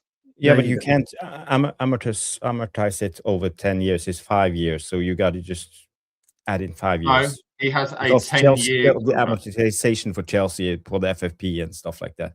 What's the minimum they can sell him for? It's not that he is a valued asset, Jarvis. His shirt sales alone, there'd be a lot of money. He's 100 to 150 million for a 1-year contract. Yeah, right. You're saying we would have to buy him over 5 years, but the rule was changed for the Cole Palmer thing. They bought him on a 10-year contract. His contract is 10 years long. His agent needs. Yeah, but the amortization for Chelsea, now we're talking finances, was still 5 years. Yeah, what they pay is over 5 years to someone, but what he's worth is worth his contract of a 10-year contract. What did they buy him for? Was it 60 from? Was it 60 million? 60, 70, yeah, something like that. 70. I matched, once he's played so many games and everything like that, because no one knew it was going to be the hit he was. Whoever goes into for Cole Palmer, right, is going to be. It just ain't worth going to the table. The only way I see Cole Palmer moving and leaving is by going to Chelsea and saying, "Could you please let me go, and I'll pay you £10 million to release me," because there's zero chance he will go. When you sign that contract, we laughed, didn't we, Jarvis? Do you remember when we were on live? Me and you were on a live stream, and we were talking about Mudryk, and he signed a 7-year. But we go 7 fucking years? No bollocks. No, he hasn't. Yeah. You're going. He hasn't. So yeah, and we're going 7 years. I said to Jarvis, "Well, that's it. He won't give a damn what happens to him. He won't care a jot what happens to him. Oh, sit in the reserves. I'll do this. I've got a 7-year contract." 2 million, 3, 5, 10 million a year. Fucking hell. I mean, the money, it would be staggering. Yeah, it's the only way I can see it, lads, is if he honestly forfeits the remainder of his contract, any loyalty bonuses, and pays Chelsea money to leave. I just cannot. His agent needs fucking shooting for this. Even if, look, and I'm on about the personal player, mate, lads. I'm not talking about him coming to United or anything of that nature. The personal nature of that lad. And how old is he? 21, 22? Yeah. About that. He's a so I'm just reading it here, and it says 24 to 32 extension. Cole Palmer signed a 9-year contract worth 60,840,000. Okay, contract with Chelsea FC, including an average annual salary of 6.76 million in 2025. So he's just re-signed last year. Palmer will earn a base salary of 6,760,000 while carrying a cap hit of is same again. What does that mean? But he doesn't even get paid his whole salary. I don't know, actually. Yeah, I don't get that. So he's capped on it. So he might have a salary sacrifice to get out of his contract as well. I think he'll have to pay. Yeah, he'll lose bonuses. Yeah, he'll lose a shitload to do. But he might look at it. He might deem it worth it. Because if you think about it, Mark, I would sacrifice it for trophies. Mbappe won 60 million. Me and Jarvis again were talking about it, 60 million euro, didn't he? Apparently in unpaid wages because he went on strike and was pissing PSG off. But they had to pay him 60 million fucking euros. 60 million. Just let that sink in. Okay. You can buy 10 companies for 60 million euros. It's crazy. I'm trying to think of the players that they bought. Mudryk, who someone's just said he's basically retired now, which is so 7 or 8 year contract. Yeah. 7-year contracts, 8-year contracts. Enzo, 8-year contracts. Yeah, and there was like 5 or 6 of them. And basically, again, it's another club that's rewritten the rules. Man City rewritten the rules and screwed Newcastle. It is what it is. What's Garnacho on? Wasn't it? Didn't he sign a 6-year deal? Well, it's capped, isn't it? It's 5+1. That's the best you can do. Well, 5+1, but either way, he No. I think the rule is still you can sign as long as contract you like, but the amortization is just 5 years. Yeah, for the You can give a player a 10-year deal, but it doesn't matter. Yes, you can't. That's what they're saying. You tie them in for their life. Even if they sign it, they can't break their contract. No, that's right. So yes, so there was, when they were doing it originally, when they did Mudryk, that 7 years counted to FFP or PSR, whatever you want to call it. Yeah, to bring the value of the transfer all the way down. Now it's 5 years. That's it. And it doesn't matter whether you give him a 10-year contract. It's 5 years, irrespective, which I like. But this idiot, the guy's agent, he honestly needs fucking cheating. But of course, the agents looked at it and said, "Fucking hell, 9 years. I'm guaranteed money." That's going to sign me X amount of other players up who can make me money. And Jarvis, don't forget, mate, they'll start renegotiating again in 5 years' time, 4 years' time. They might not at the minute because he clearly, there's something wrong with him. I'll agree with that. You can tell by his demeanour, his attitude. It isn't right. No, I mean, Cole Palmer on his day is as good as anybody out there. He's shown it. He's proved it. But he just doesn't seem to be anywhere near it. So I actually think maybe he doesn't want to be at Chelsea, but I'd rather him turn around and say, "Look, I don't want to be there. I've made a mistake. I didn't want to sign for 10 years. My agent pushed me to it." Whatever the truth is, and buy yourself out somehow. Yeah. But I mean, but I'm just saying the rule is Premier League clubs voted to implement a strict 5-year maximum for transfer fee amortization, regardless of contract length. So yes, you can give a player a 7-year contract, but it doesn't matter because you can only spread the transfer fee over 5 years. Yeah, that's right. But for them, for Chelsea, still, he's a 9-year asset, isn't he? Yeah, he is a 9-year asset. So if you're going and knocking on Chelsea's door saying, "Well, we'd like Cole Palmer, please," and they're going, "All right then, pay on." Yeah, it affects. So if you were to go to the bank of mum and dad, so to speak, although he's monetarized to the Premier League and UEFA, and it's over 5 years for his asset, his value of an asset is over the length of his contract. So if you've given him a 10-year contract, although they pay and FFP runs by that one rule, as a business, it's 10 years. So it's where you become, you're no longer a player, you're the number on the slip, you're an asset to the club. This is why Man United always gave out those big contracts over the period of time. When someone's had 1 year and they're signing a new 5-year, 6-year deal. And that's why it's 5 years +1. And the +1's got these stipulations in it, like Harry Maguire's is, if we give you the +1, you get 50% of anything we sell you for. Yeah, you are, whichever way you look at it, slice it or dice it, you're going to have to play British transfer record fee for Cole Palmer. Yeah. Irrespective of whether he's got... I'm thinking European. I'm thinking he'd be up there with European because Chelsea are no mugs. Look at the money. They're not selling him on the cheap. And they're quite happily sit on him. Because, like you say, his 5 years will be up anytime soon, and they'll sit on him and let him. It's no big deal for them, but he'll still have 4 years left on his contract, so this still got value in it. Big value. Yes, but like I said, it was a 10-year deal. Monetization-wise, he's paid off. Yeah, big value they've got in him. So they just got to pay him his wages, which is a fraction. Maybe cost them one of their 50 players. They just have to sell one of the 50 players to pay for it. He's got 7 years left, hasn't he? Or is it 7 years left, 6.7 million a year. So if you take 7 times 7, or that's 48. So 47 million to buy off his remainder of his salary.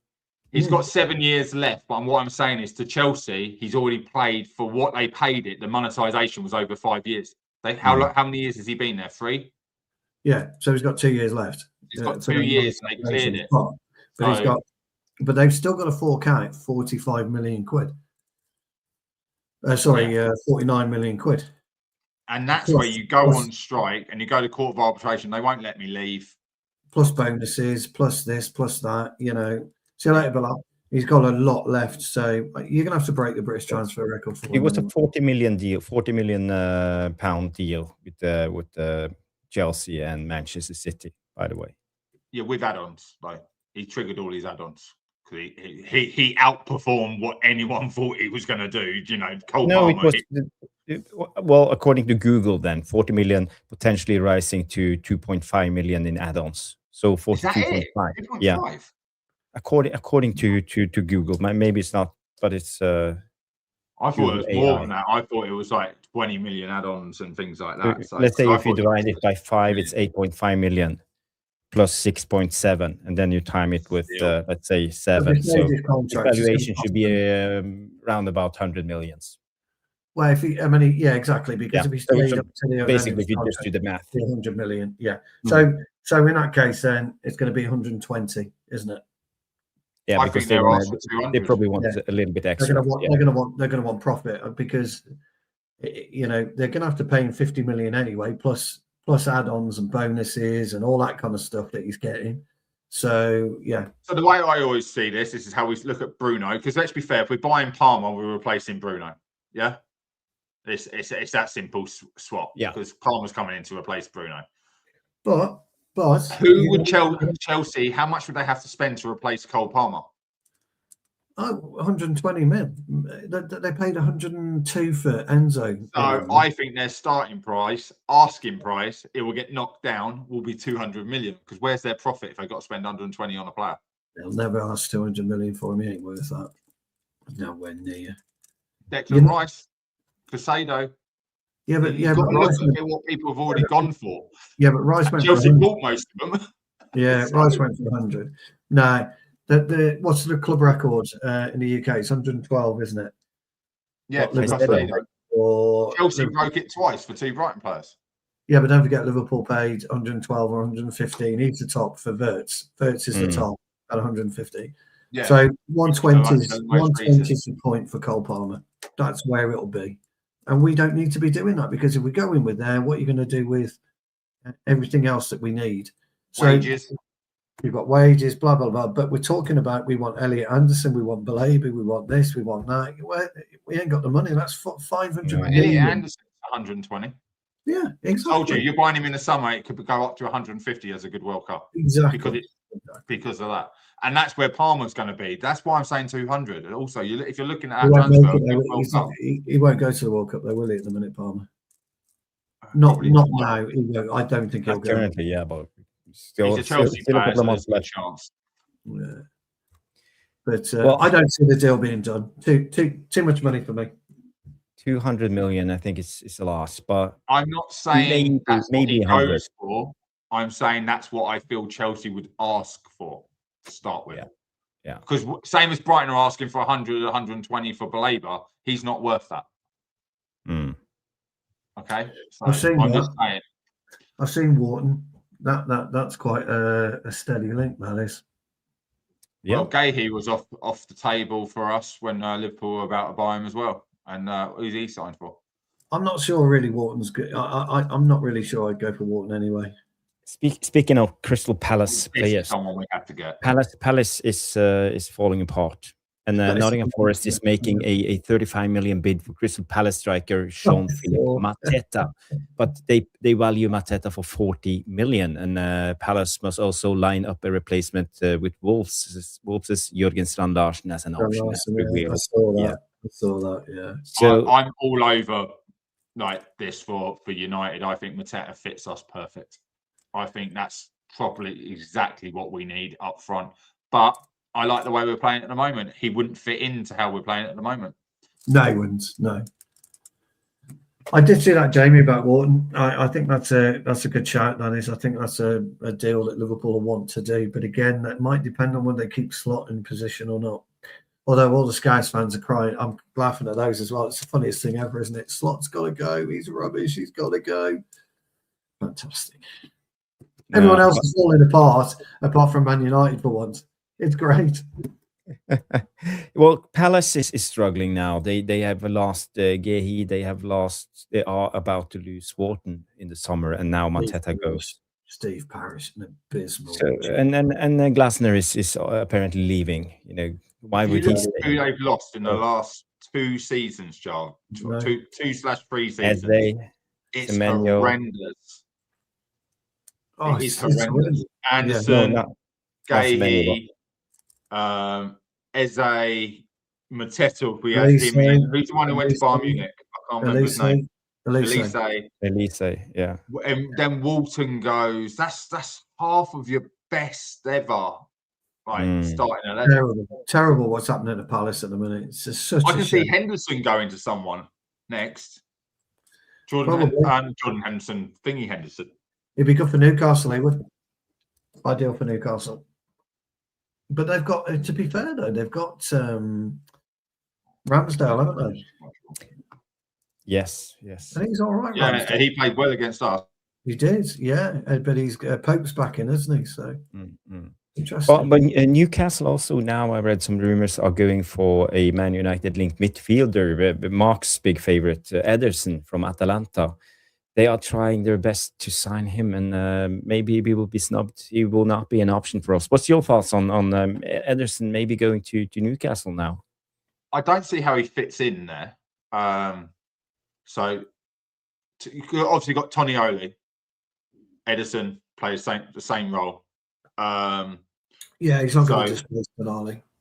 No, and that's what I mean. So I get the link. I think he's. I wouldn't say he's phenomenal. I think there's levels for him to go up, and he's only going to get better. I think we should have bought him by now and let him be there, settling with Casemiro. I think with Casemiro going, then maybe it's not going to be the right choice. It was about circumstances and how you help a player fit into a team. He's very good. Huh? Yeah, I agree. I think you can still get him for about 35 million, 40 million. You get him less than that. I think probably 30. Yeah. But unfortunately, that ship sailed now, isn't it? It's such a shame. Because I liked Ederson. I'd have taken Ederson. And I just think to settle into Manchester, things like that but you've got Cunha there, haven't you? You've still got Cunha now. Yeah. So they've still got a Brazilian there with him to help him settle in. I would love him. There's just something about him. You know, when you see a player and you just think, yeah, there's something about the way you play, the way you hold yourself on the pitch. We should have bought Brozovic years ago. We should have had Brozovic in years ago. Would have had no issues. Yeah. Brozovic, is he still playing? Is he Saudi? Saudi, Al Nassr, yeah. Oh, nice. Yeah. Speaking about midfielders, I have a theory when it comes to this Ederson thing, because apparently Graham Bailey came out. No one else have reported this, but last season there were 100 million buyout clause on Bruno Guimaraes. There was, Guimaraes, that's how you say his name. And the thing is, apparently, according to Graham Bailey, this 100 million trigger will be open again in June. So my theory is Ederson is going to replace Bruno G. And apparently, how it looks like now, the only club that can afford 100 million buyout clause will be Manchester City, and they will bring in Bruno G to replace. And you know they have been after Bruno G before, so I think we will see some big changes. That's my theory. Interesting. Bruno G to replace Rodri. Manchester City, yes, and Ederson to Newcastle to replace Bruno G. Oh, who knows? Who knows? Could be. It's not a bad shout, that, pal. No, we will see. In time. Well, no, that's why I was saying it didn't really make sense why he would be linked. But then, like I say, he's more of a Tonali than a Bruno. So I get the links. It could be bad scouting on their behalf if they think that he would be a like for like replacement. Or maybe they think Tonali can push further forward and Ederson sits. But we're in that time frame where it's just a lot of talk. Yeah, Stiller. That's what I was just about to say. So we still got. I keep calling him Ben Stiller. I can't help it. It's just stuck in my head every time it comes up. Dodgeball in our midfield. That's what it used to be. But yeah. There's been a lot that we've been linked with, and then they get linked to someone else. the link could have just been Edison to United. Oh, yeah, I mean Newcastle United.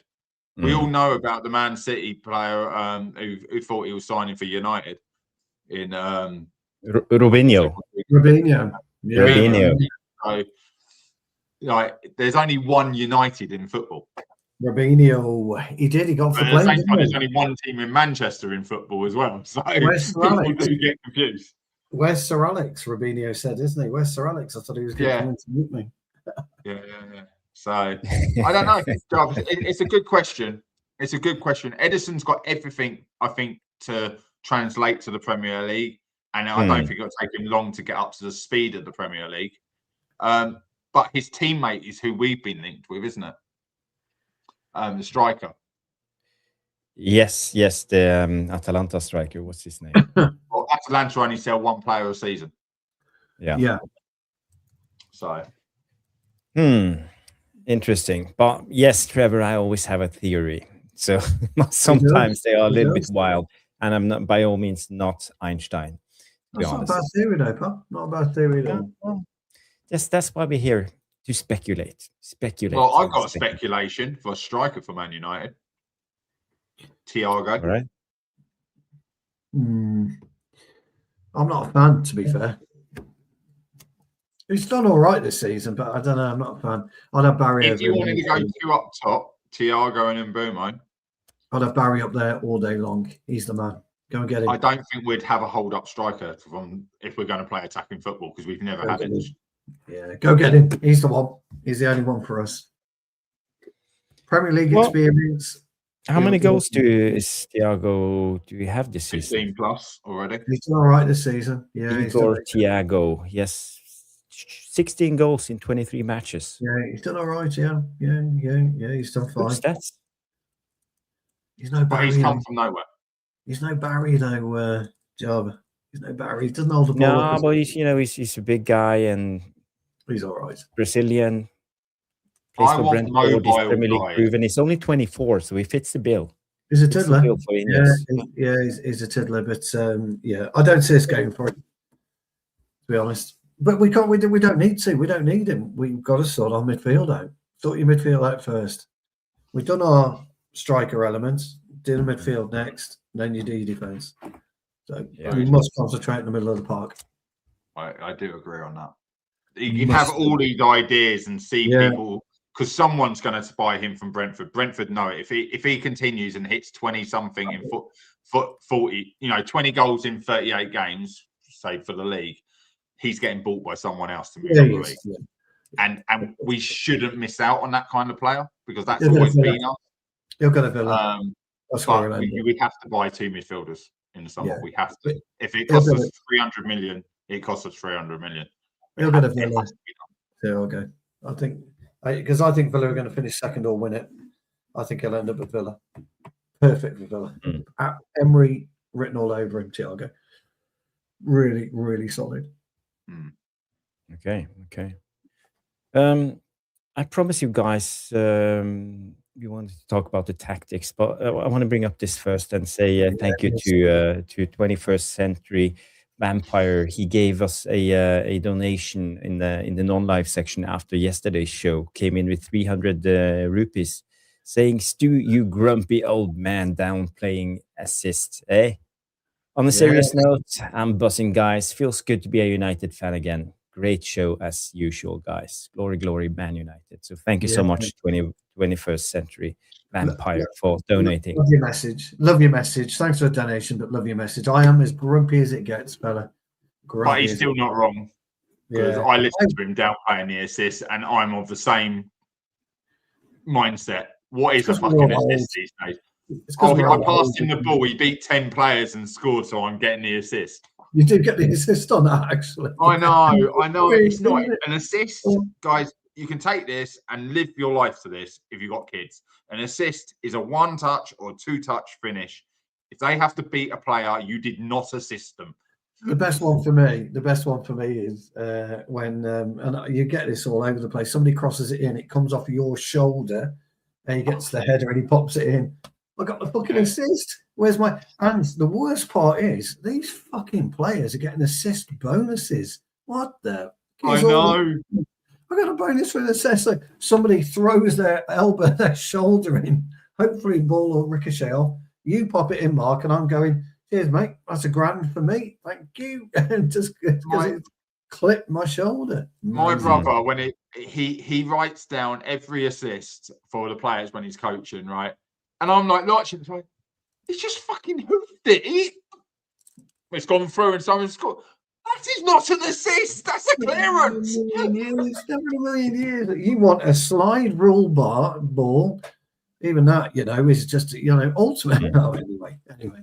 If he bounced and he nods over the keeper, then maybe. But if it's a long ball and he still have to pick the ball up and run in the box, shape himself, roll it in the corner, you've not done any assisting. I don't know. No assisting whatsoever. Anyway. Next assist would be the decoy run shoe. That'd be the new one on Octa. Yeah, well, decoy run. He assisted it because he pulled the defender out to create space. I took him left.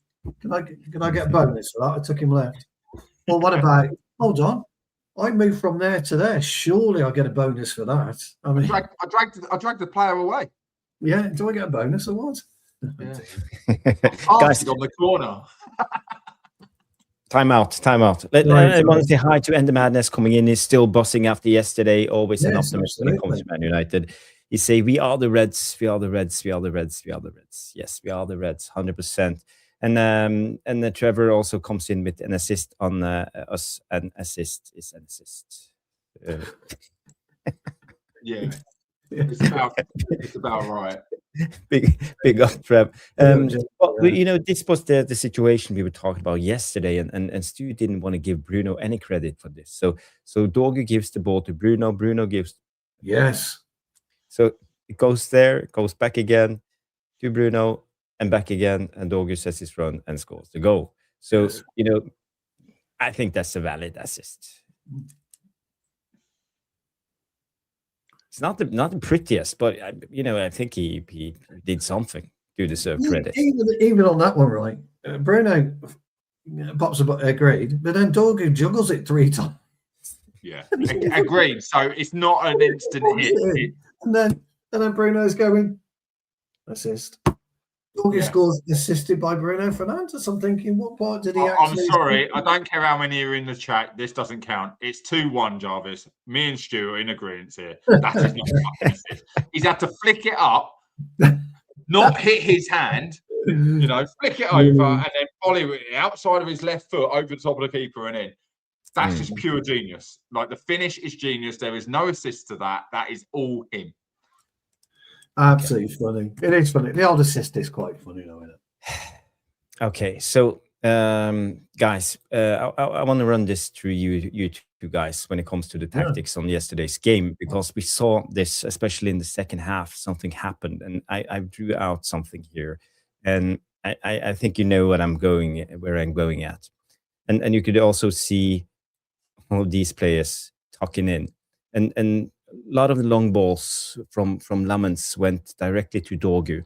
We saw this against Liverpool. We played the ball to Mbumo and kept a lot of players in close proximity to win the second ball. And we actually did the same thing again, and it worked really well against Arsenal. And the thing is, we didn't have to go up against Saliba or Gabriel most of the time, because Dorgu was a little bit wider, and when the goal kick came, he moved inwards. And then we had all the players around him, and we won the ball high up the pitch. So we actually just played over the press for Arsenal and won the ball high up the pitch. And that gave us a lot of opportunities, especially in that second half. And when we subbed Dorgu off and put Sesko on, we suddenly had Sesko there as the target man. And the third goal came from actually this, from to Sesko. He took down the ball, and Bruno nicked it, and Mainu got an assist. So I think this was not a coincidence from Carrick doing it like this, and I think we had a game plan. If when needed, we would go long, and then we had a lot of long balls. I think we had 10, and Arsenal only had 5. So we had twice as many long balls as Arsenal. So, Stu, what's your take on this tactical tweak?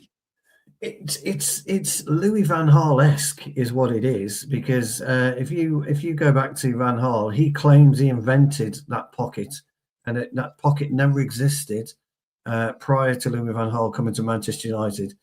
And he said, I was the only one that's best as spotted. If you put Fellaini in there, he can take it down on his chest and he can head it. And he claims to this day he's the only one that invented that pocket. That pocket doesn't get used enough. I'll agree with you. It doesn't. And we haven't used it at all to any real. Well, we did in the Liverpool game, but not all the time. Yeah. Yeah, but not all the time. And I think you're right. I think Carrick identified if we allow the ball to go beyond that specific area, then Gabriel or Saliba is just going to hoover it up for breakfast. And you're right, because we did it. If you remember the first goal against Liverpool, it was the opposite side, exactly that same area, but the opposite side, when Van Dijk came rushing in out of his comfort zone, took out Kirkes, whoever it was, or Robertson, or Saliba, whoever it was, and we got in and we scored. And we did something similar there, didn't we? We maintained possession from the Sesko turnaround. I thought it was a very clever move, if I'm being honest. Yeah. I don't want to give Louis van Gaal any credit here. I thought it was a clever move because it did bring Saliba in particular out of his comfort zone. But how many times did we talk about space and yardage between the goalkeeper and a central defender? And you need extra yardage when you're an attacker, less yardage when you're a defender, because you don't want to get into a foot race with these people. And what happened is Sesko gets the ball, Cunha picks it up, goes around, he arcs. You often draw an arc, Jarvis, when you talk about this. He arcs around, sees what Gabriel's doing, uses him, and before you know it, we're in from 20 yards, 25 yards out.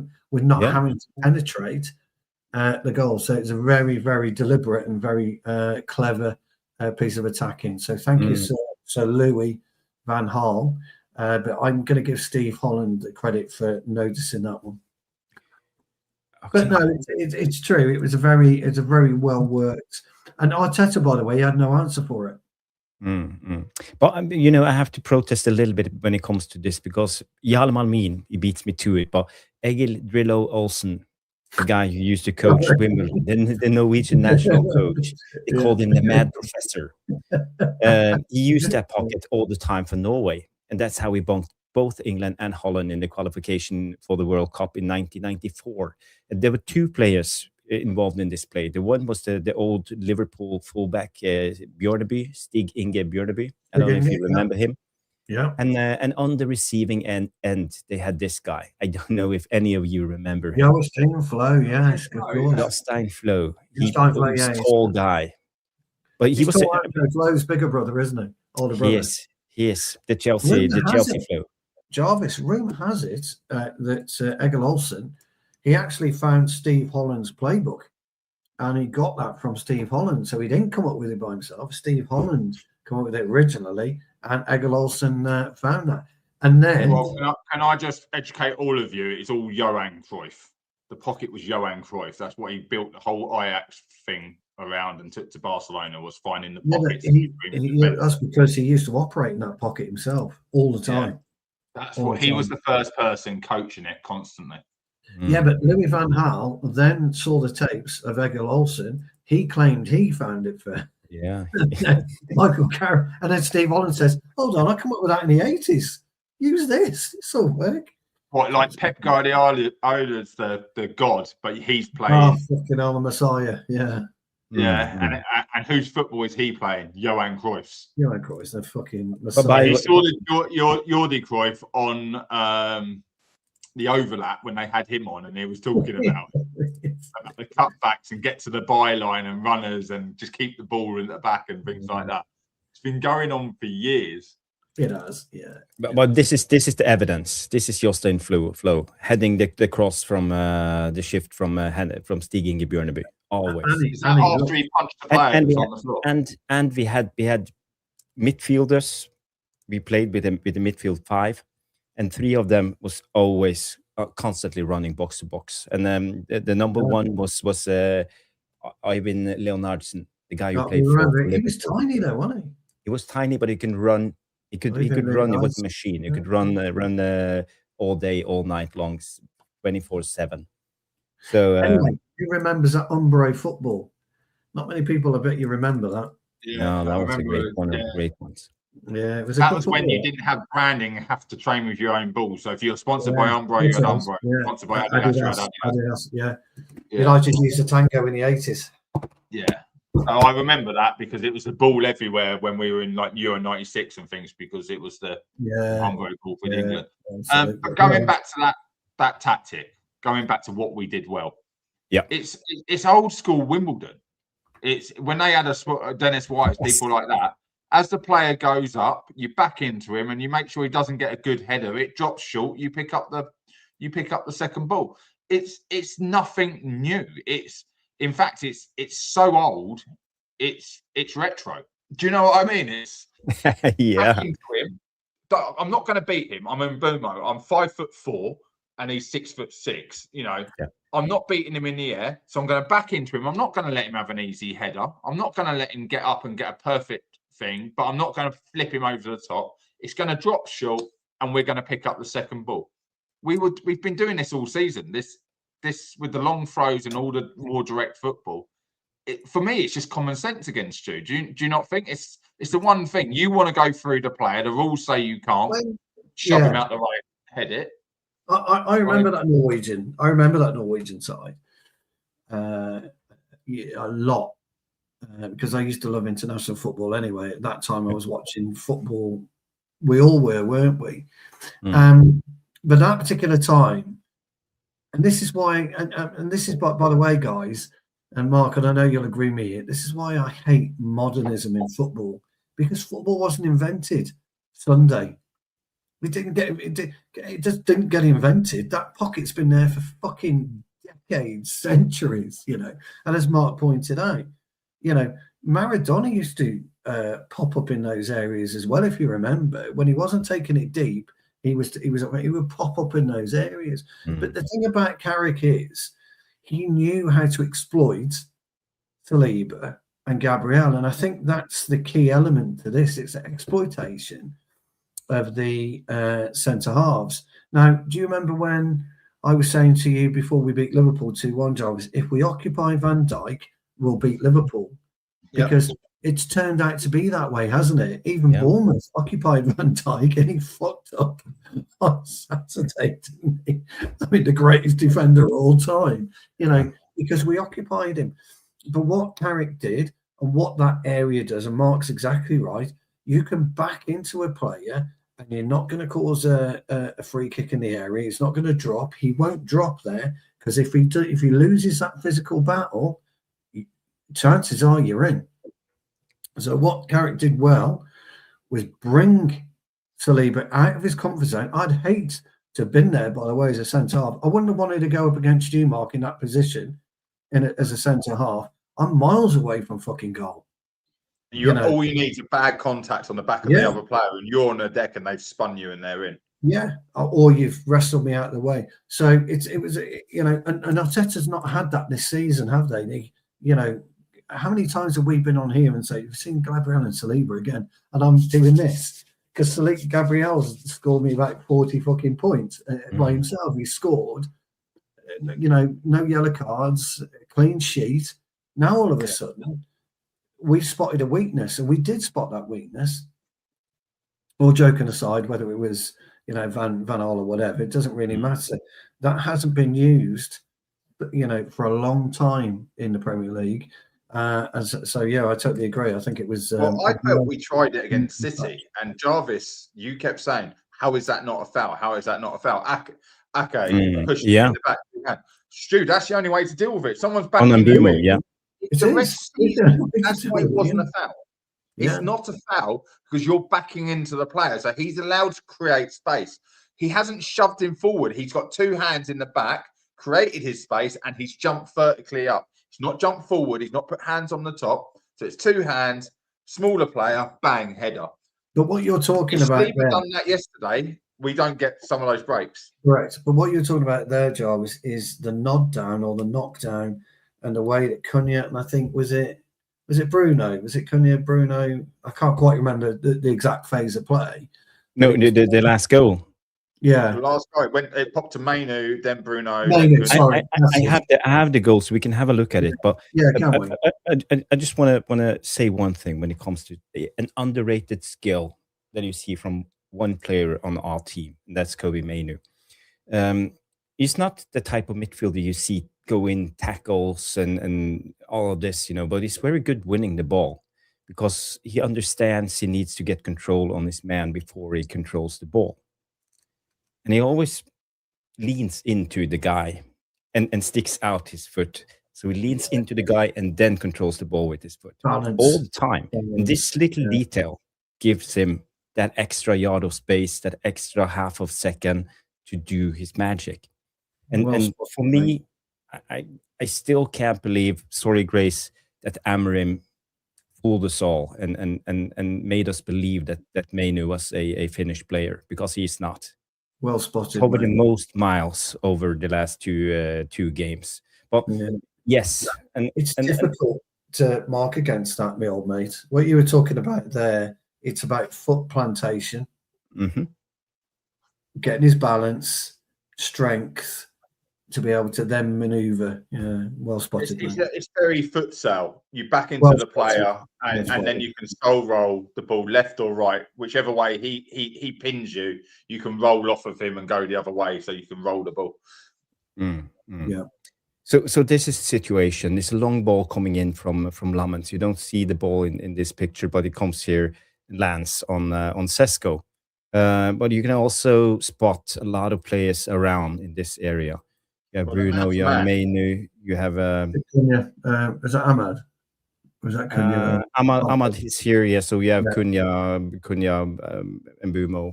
No, Cunha, Mainu, Bruno, and Ahmad. Yes.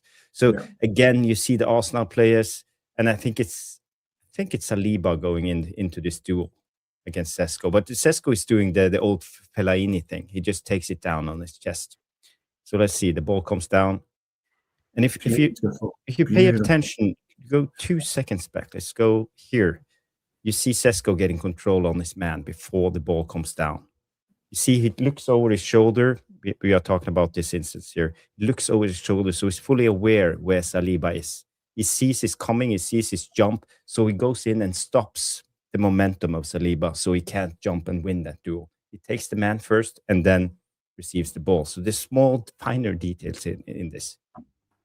You see there? He puts his arm on and get control of him before the ball comes down. Again, brilliant from Sesko. So I think this is something we can use more for the remainder of the season.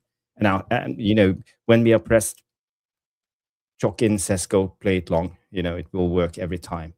The next situation I want you to notice is Kobe Mainu in this situation here. The ball is loose. Kobe Mainu on, I'm not quite sure. I think it's Declan Rice. And how he controls Declan Rice before he controls the ball. I just want to take it down so we don't get caught. And let's bring it up again.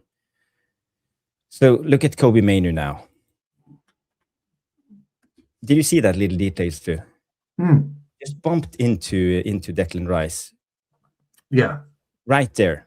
It's not going for the ball. It's just going 100% into Declan Rice's body, but he shapes his body in a way so he shields the ball at the same time, and then he controls the ball. Probably for you guys on cell phones, it's too difficult for you guys to see. So I don't know, what's your reactions to this footage, these details? So 2 things. Mark's absolutely right. If I'm Saliba, I'm smashing into Sesko, giving away a free kick, and I will risk a chance, and it'll be a headed chance at best. So that's the first thing. I think Saliba done the right thing, because I think it's poor control from on the ball. I don't think that the way this pans out is not what he tried to do with just in that ball down. That ball hit his chest, bouncing in the floor. We're lucky it didn't go 20 yards up in the air. But I'm not, as a defender, I ain't risking it. So I'm just gonna I'm gonna have him bang. Get him agreed. And I would, because Jarvis, it's 35 yards out. Right, so I'm risking a free kick. Free kick, you're on the edge of your box, you're happy. We're okay, and I'm banking on Raya coming. He doesn't do it, and he doesn't do it because Sesko outmuscles him. Quite frankly, I think you're right, Mark. I think the way that Sesko was looking at Saliba, I don't think that came off exactly right. I totally agree, and I think Mainu, Jarvis, I also agree with you, makes the best of a bad situation. The Maino, but this is how you win duels. Yes, that's right. The Maino control your man, then you tried the ball. Then gives us the space that we needed to get the move running. So Saliba, for me, I thought, well, you know, hey, it is what it is. But I would have put him on his ass. That's me personally. And I would have risked the free kick because it's in field. You're not going to get a great angle. You're going to have to go back post, Jarvis. So the ball's going to have to come across, by which time you should be set. You should be able to defend it. So that's what I would have done in that particular. Might have got a yellow card if I wasn't on a yellow card. 3 minutes to go plus stoppage. I'd be One okay. of the centre backs was on a yellow card, by the way. I'm not quite It sure. was either Gabriel. I think it might have been Gabriel. But either way, if I wasn't on a yellow card personally, that's what I would have done and tried to see the game out. I agree with Marco. I think it was a fortuitous chest, but I'm looking at it thinking we're lucky as well because Jarvis, you're saying Mainu shielded the ball. But look, the player's on the way down, so he got across him, and that can. Stu, you've been here a lot. You're like, I've shielded the ball, and the ref might go, yeah, but you've come in with your leg high and stepped across him. That's actually a foul because because it's okay to step across him with your foot low, but if you lift your leg up and step over, you're putting your leg across and you're impeding his action. So that would be a trip. So the whole stumble here is actually probably what sets the whole goal up. I hadn't seen this. It's only when you paused it and you can see well, right now, Mainu's thinking something else with him bent over in front of him. So to be fair to Mainu, and I do agree with Jarvis on that, Mark, the way he's used it to shield the ball and allow, is it Bruno? Yeah, Bruno's coming in to collect. Bruno takes it. That's what gives it. You look at the referee, he stands directly there. He's 5 yards away from the situation. So I don't think it's a free kick. No. No. But what were we saying earlier about the physical contact? But in these games, they're letting go that might not be going to Fulham. This is the kind of example what I'm saying. This is old school football where it's just two players coming together who wants it more shielding the ball. Yeah. So it's this situation. But, you know, I have to give credit to Mainu. I think this is one of his finer details that no one speaks about. He does do it really well, step across the player and take it on the back foot. He'll step with his front foot across the player, take it on the back foot and spin out. Yeah. So if you go through it now, the rest of it, Bruno wins the ball, Cunha goes on the run. And, you know, just that little dink he gives there to how he sees him. You know, it's so tight and you have to control the ball at the same time. He's surrounded by 4 Arsenal players. Declan Rice is desperate, throwing himself into this. And how do we find that pass? For me, you know, that's Jarvis, can you play that really slow? I think it's a nutmeg. Okay, let's do it again. Yeah, he did. I think yes. I think somebody put somewhere he megged him or something like that. It's not a proper nutmeg though, is it? Because if you look at Rice is trying to tackle, so it's not a proper nutmeg. Slowing it to 0.5. Let's have a look. Yeah. Well, sorry. Let me bring it down. I messed up. But yeah, I think you're right, Mark. I think it was a nutmeg. I don't think you get away with saying megs to him. No, it's you've tried the pass and he's overstretched and not got there. Yeah, it's overstretched. But from there, but that's how the ball got through. It's a little bit of luck going our way. Because you're right, Jarvis. If he gets his studs on that's 4v2 and they're on the counter. Yeah, from there, Cunny was mint. He was just fucking great. Cunny was from that. Yeah, the rest of the attack. Shot 20 times this season already. He finally got one in. Yeah, fantastic goal. So here comes the rest of the attack. Cunha received the ball. Yeah, that run by Sesko is what helped. Yeah, and Gabriel. Run by Sesko. And Gabriel going down like a big girl's blouse. Brilliant. Absolutely brilliant. You're talking about this run here. Yeah, he just jinks. He goes in front of the defender, jinks away on the run. Which is just enough again to create 1 yard of space and move the player. The player then makes a bigger stride across and he's bent it round him. That's why the keeper can't see it. Yeah. I agree. I agree. So, there are small details into all of this, but we are actually doing the right things. And, it's basics. Nice passage of play. It's a really nice passage of play. But Nice I passage of think the play. key into this is close proximity. Yeah. It has nothing to do with systems. It's nothing to do with anything else than when you stay together with your teammates, your communication is better, your vision is better, the passes is easier because you're closer. All of this gets better. So I think that this is one of the key things that Carrick has done with this team: proximity, close proximity between the players. Steve I just like you're using that word. I'm saying desire. Like we have a desire to beat the top teams, and like I can't see past that at the moment. Maybe I'm skeptical. Maybe I'm a little bit skeptical, a little bit cynical. What's the word? Cynicism. Yeah, cynicism.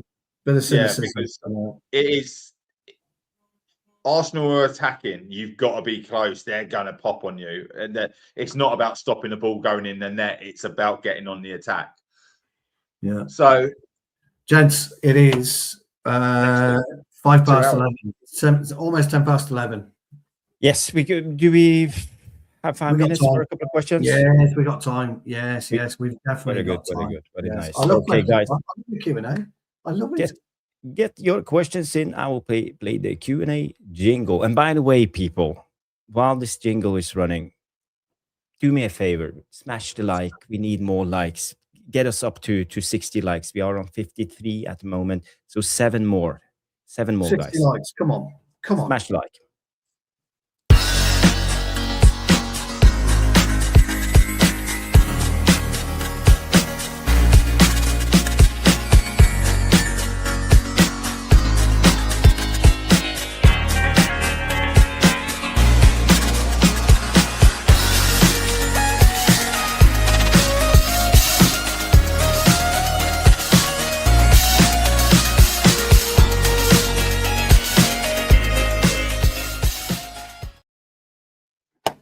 Sorry, all my curfew always gets me into trouble Monday night, but that was a brilliant discussion, actually. And Jarvis, your point was well made.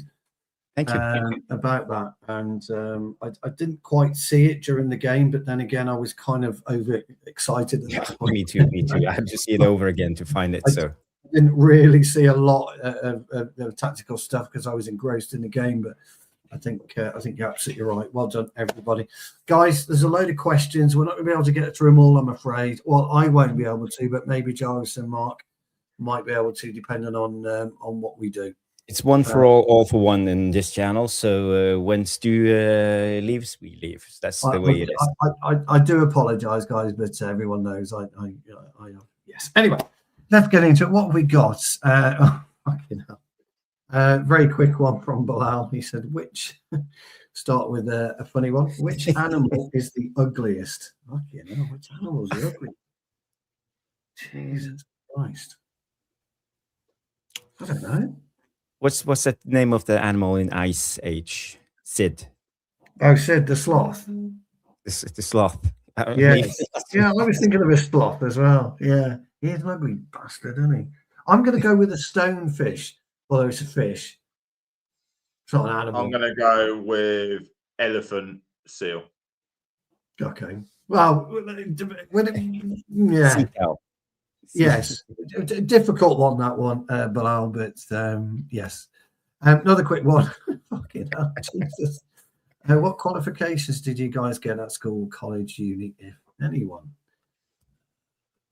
O levels. I'm embarrassed saying, but I did a couple of courses. My highest level is political science. Out of all things, useless things you can learn, but I did a couple of courses political science, so that's my highest qualification.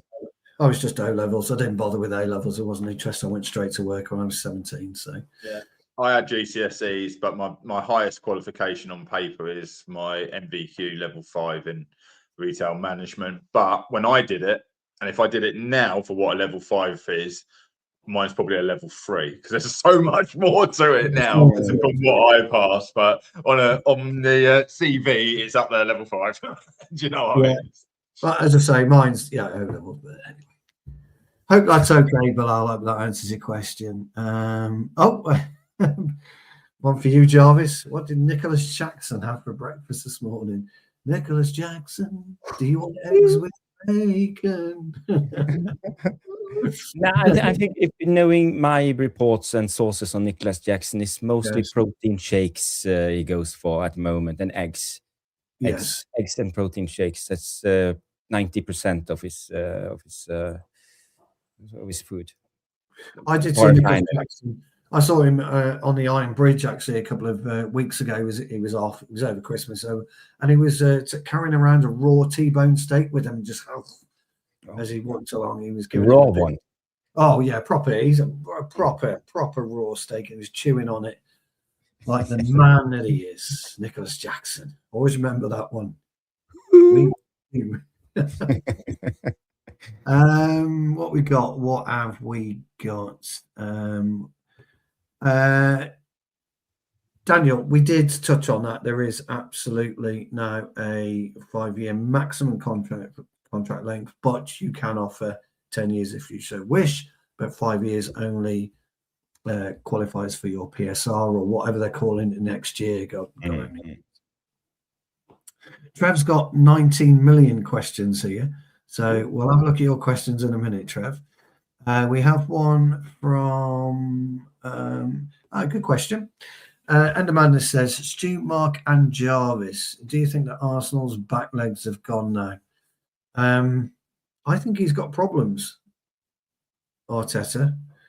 And I think he's going to have to probably change the way that they're going to approach games because they're quite predictable at the moment. And they haven't been. They've been very solid at the back, very solid in the middle, pretty good up front, but they're neither now. They're not good in the middle. Rice had an appalling game against us. Leiber and Gabriel, woeful. And they weren't great up front, were they? Let's be honest. So I think he's got problems, Arteta. I think he's going to have to go back to the drawing board. I think he's scratching his head, to be honest. That's what I think. They're not creating anything. They're not creating any chances. And they're saying Gyökeres ain't good enough to finish him, but they're really not. And they showed that against us. They weren't throwing balls in the box. They got an own goal and a fucking foul on the goalkeeper to score 2 goals against us. So yeah. I have to say the BTEC Tony Pulis Arteta, the way he has gone to the dark side when it comes to football.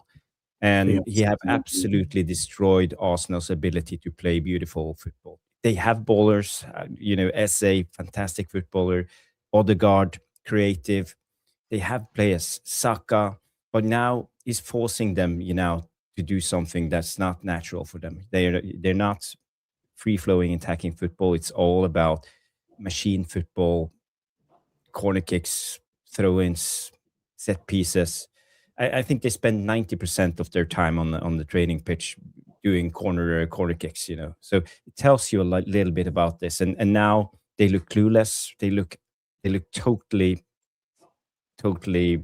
gone. And it looks like they have no plan B. And I think this is on Arteta. I think he's overdone this thing. So again, I can't see Arsenal bottling the league this year. Yeah. I'm totally agreeing with both of you.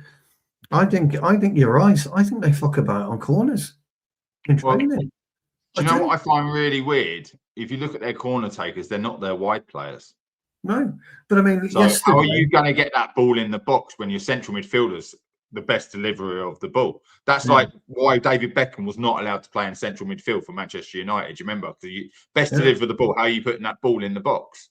Yeah. So what you would do if you're great at set pieces, you have your wide players take it, and the ball just keeps coming in. Whether it's in play, shift it, cross it, you can stop it and cross it. You can always get the ball in the box. But they're playing for corners. They have to play for corners because the corner taker can't get that high up the pitch. Well, Timber literally, instead of crossing the ball, played for the corner. It was ridiculous. But guys, I just want to say one more thing when it comes to this. When it comes to Arteta. The thing is, when it comes to Arteta, he subbed off his captain, Martin Odegaard. in the 58th minute or something. He did a quadruple sub, and they were going to play against a low block, and you take off your captain and most creative player. You know, it tells me that Arteta is lost. He had no game plan. He was relying on shifting the wingers and cross into the box with a lot of tall players against Harry Maguire. Come on. Is this what you got? The player who came on for tell me Arteta is a good coach, because that was Mourinho always scores. the worst coaching I've seen. Yeah, but he came on for Odegaard, so he raised the height of the team by taking Odegaard. Odegaard did not have a good game, did he? Yeah, but you could put Odegaard and Essay in the pockets on each side and play 2 10s. Yeah. That would be probably the most, I would say, the best solution. But then Moreno doesn't get on the pitch, and Moreno scored. Right. So he always scores Moreno. Well, they didn't have anything else than corner kicks. That's the thing. No, that's all they played. That's all they were bothered about yesterday. It was terrible. We chose the dark side, not trying to play football. So I'm glad they lost. Yeah, abysmal from Arsenal. Yeah. Trev says, if you were a fly on the wall in a dressing room, what dressing room would you have loved to have been in on the regular during any era, be it domestic or international football? Interesting. So team talk, half-time team talk, any era, any match, international or domestic.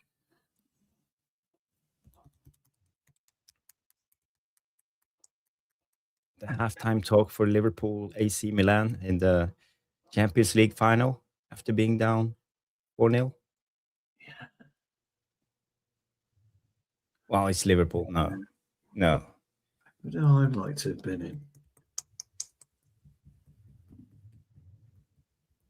That's a damn good question, that is.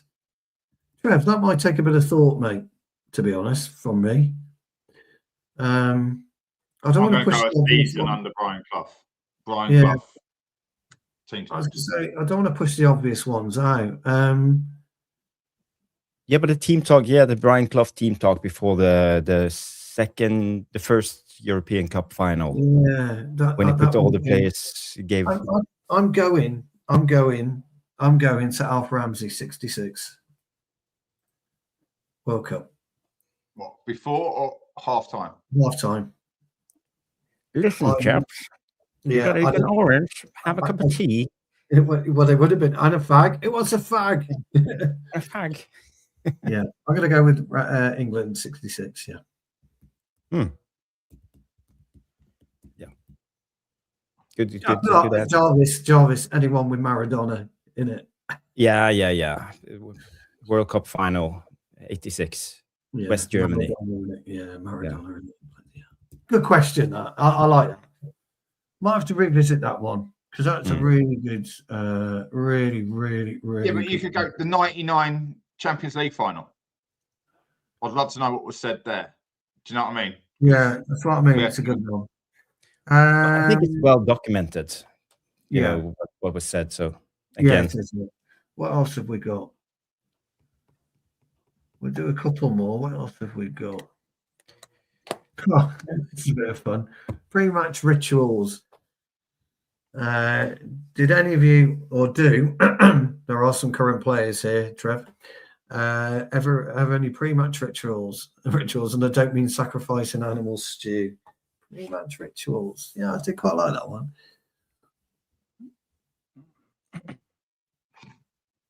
Just going out the night before, count. Yeah, well, if that's what you used to do. Yeah, if that's what you used to do. Mine's saving yourself. Mine's stupid, mine is. But I do it. I've done it for years. It's fucking dumb. Shall I tell you what mine is? Okay. This is your fucking left foot, right foot. No, it's pathetic. Oh, go on then. I spray deodorant before I go out on the pitch. I spray deodorant before I go out on the pitch. I've done it for years. I've got no idea fucking why. I don't know.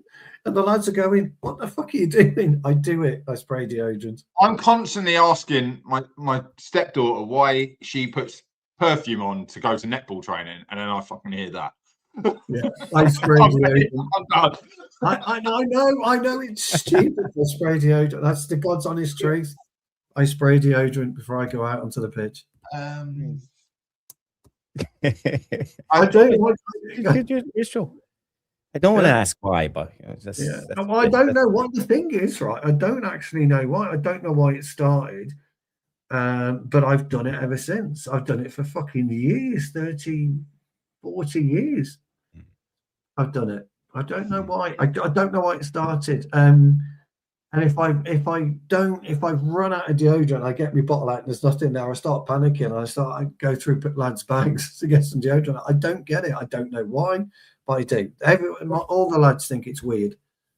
I used to have a ritual, but that was because it is, Stu. That was during warm up, because we always used to have that drill thing. You run on the line up and down with your teammates and stuff like that. But I never wanted to do that. I always wanted to warm up with the ball. So I just jogged alongside with the ball, juggling and doing stretches and like and that would be your and you get warm up, and sometimes it bothered the coach. Most of the times they said it was okay, but I had to do my own ritual just to get my body going.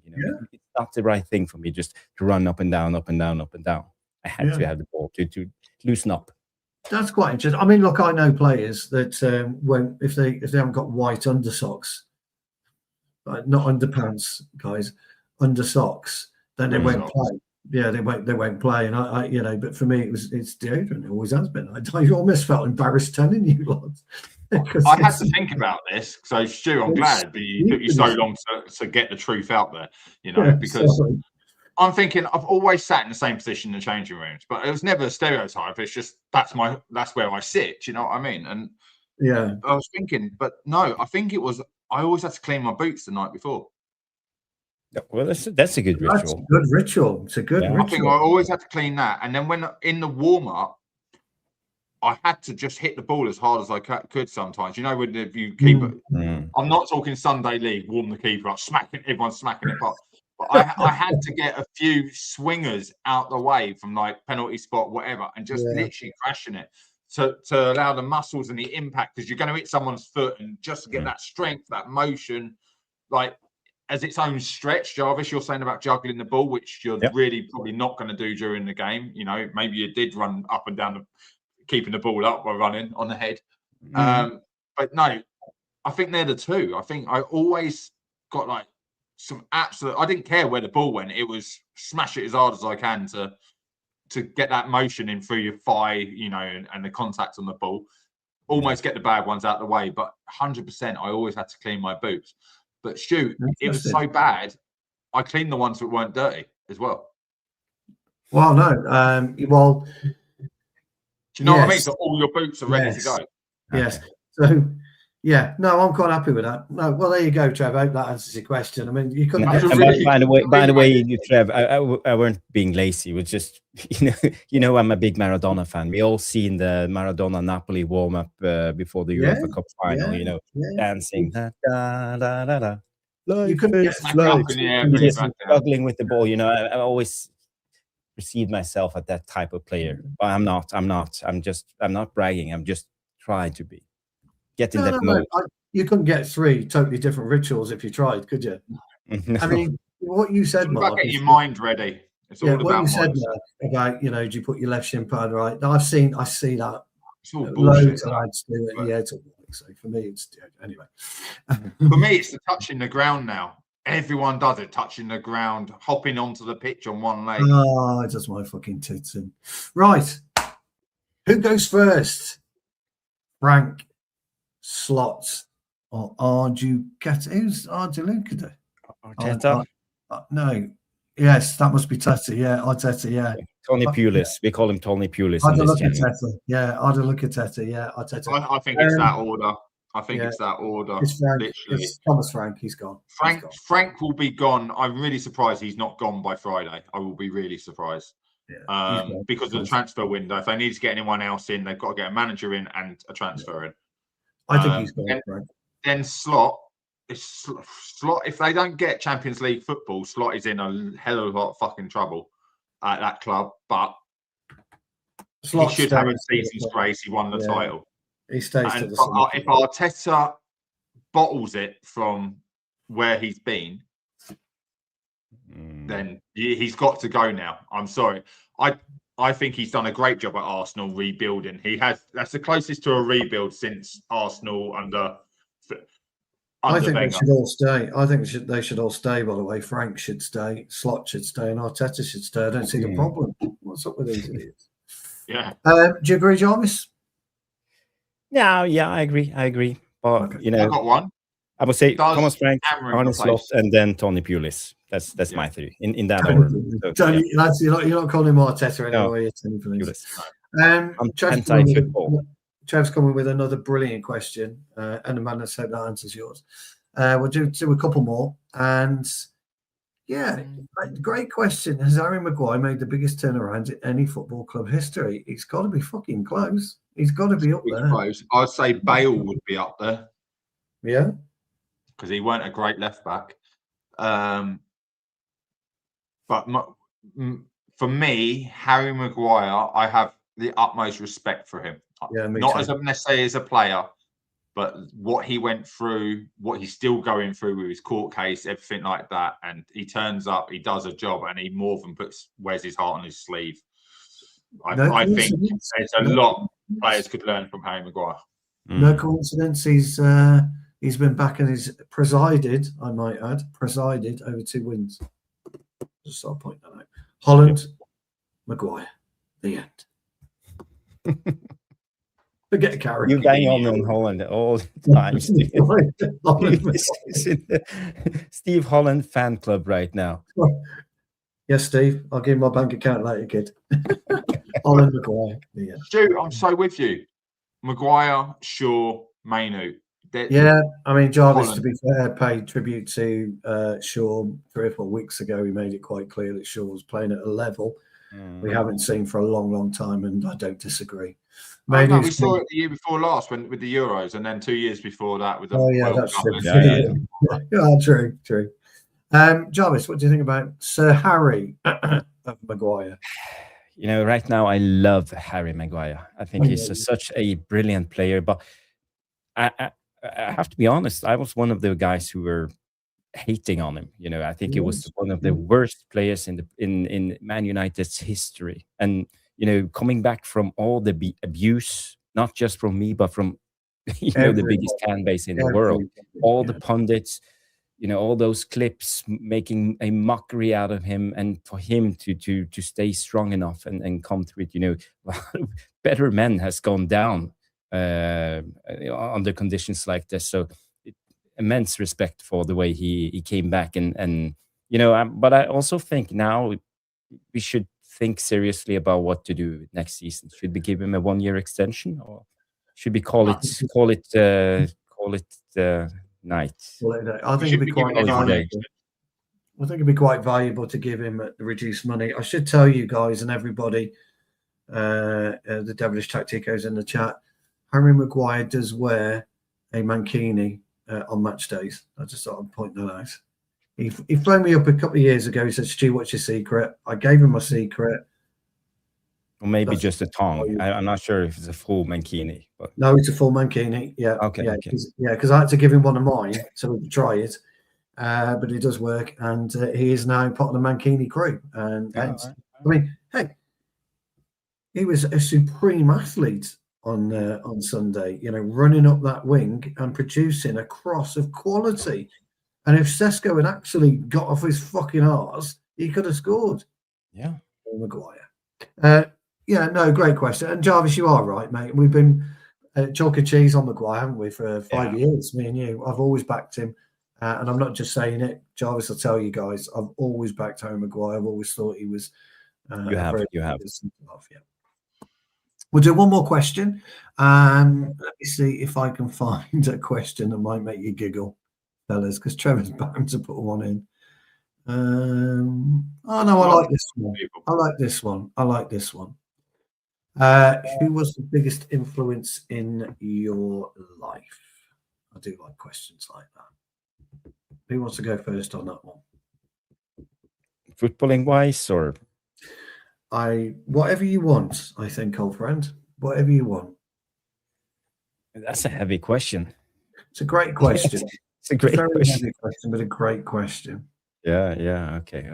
Do we want You guys can go first. I'll tell you what, Trev, I'll tell you what, we're going to be back, the three of us, probably later on in the week, because it does take a bit of thought, that one. And there's another question, actually, that we could probably answer better. So, Trev, if you don't mind, we'll come back to that one, mate, because... I won't be, but I'm just going to say my granddad, but I'll leave it at that, because if I say any more, I'll get choked up. Okay, yeah. We'll come back. Me and Jarvis will come back to you on that one, pal, because it's a really good question, and I want to give it true thought, because I've had a lot of big... I mean, my dad's...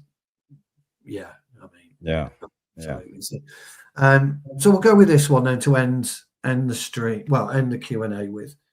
And again, a really good question. Who was the biggest disappointment as a player in Manchester United's history? Sebastian Veron. So exactly who I was going to go with, Saber. Juan Saber Veron.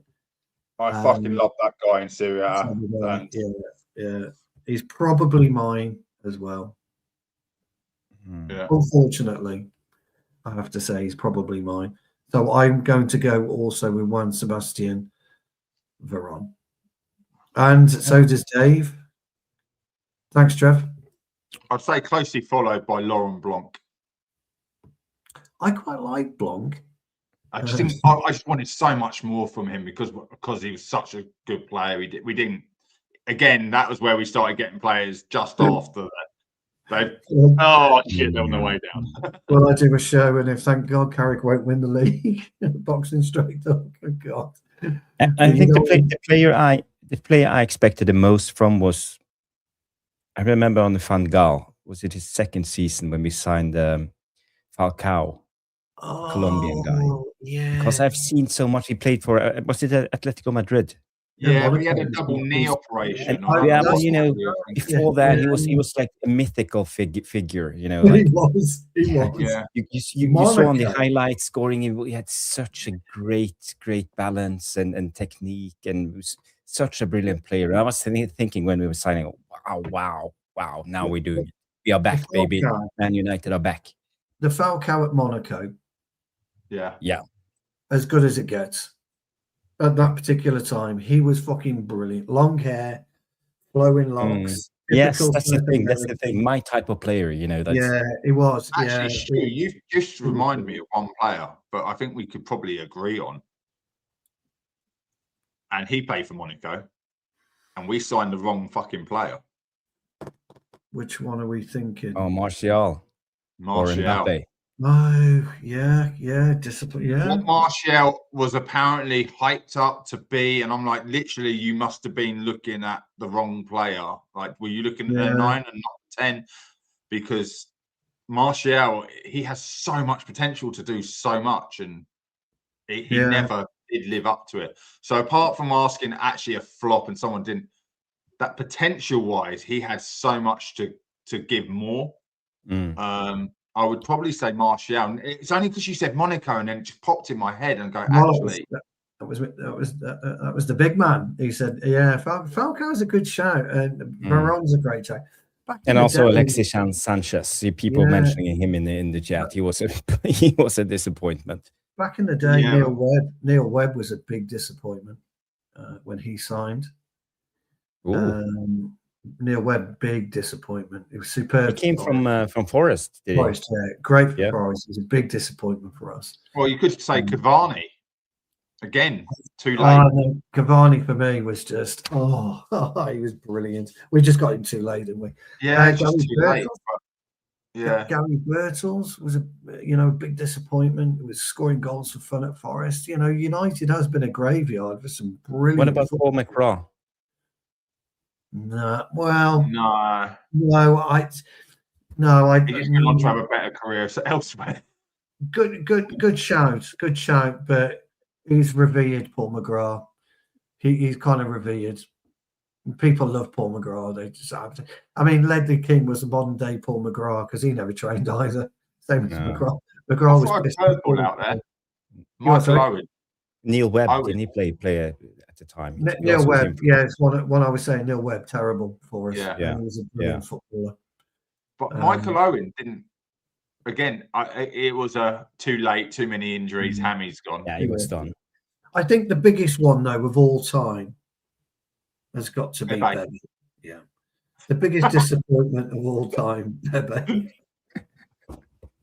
Or Dong Fanju. The next Ronaldo.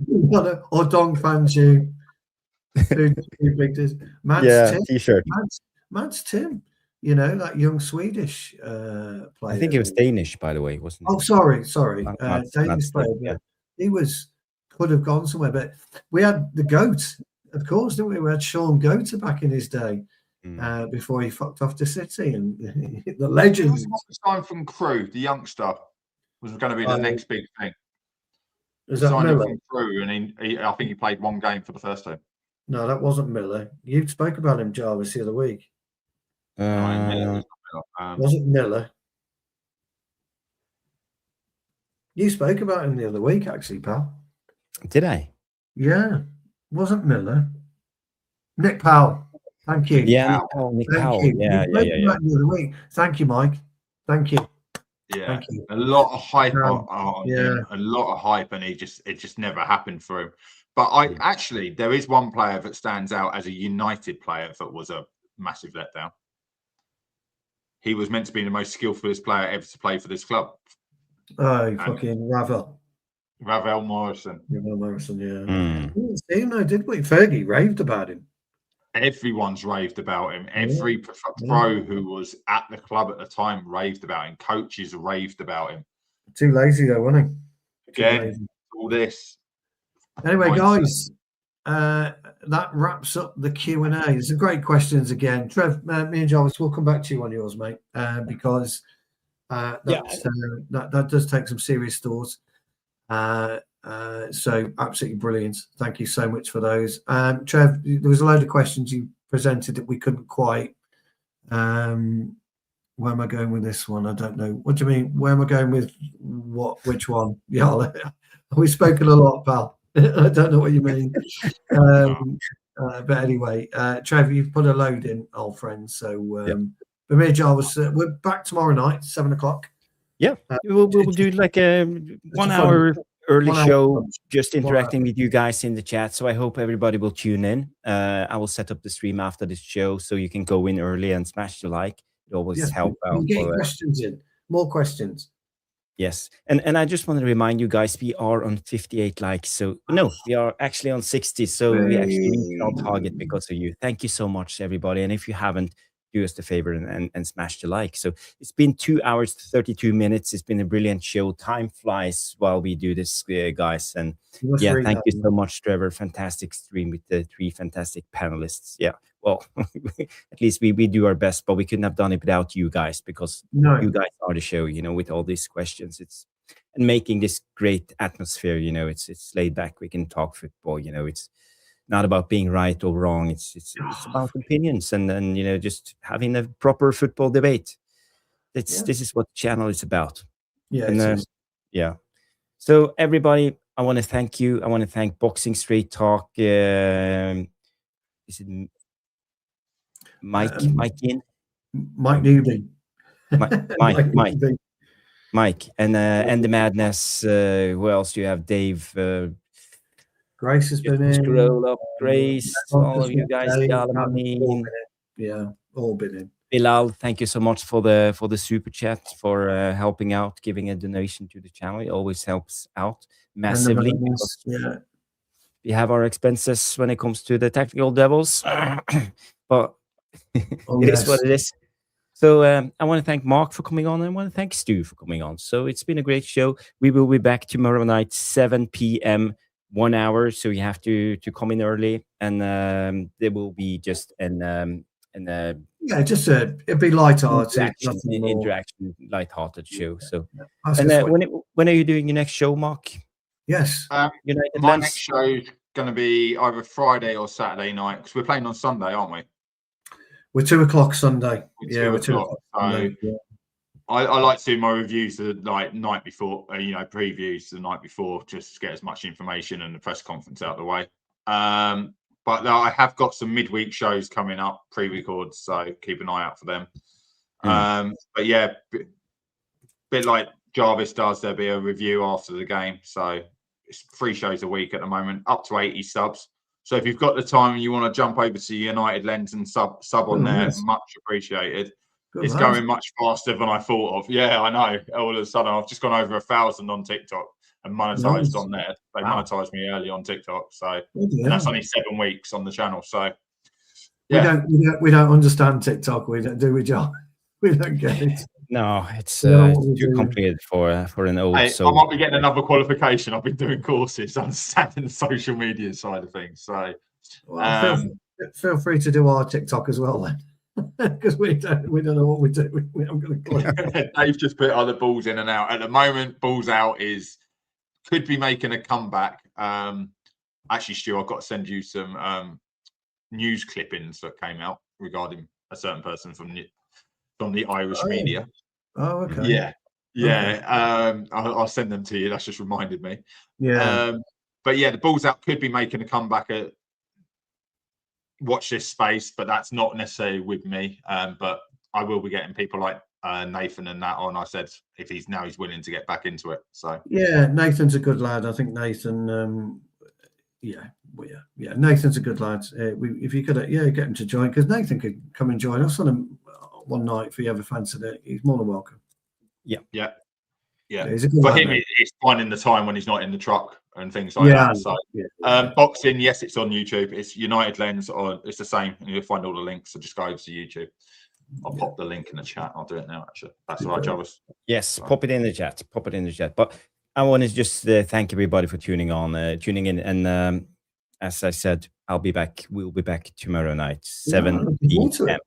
Next show will be Tuesday, and then we have the Thursday night, 9 p.m. and the match reaction on the Sunday night. So yes, so I might be a little bit late Thursday. I might be about 9:30, my old mate, only because I've been asked to coach. What?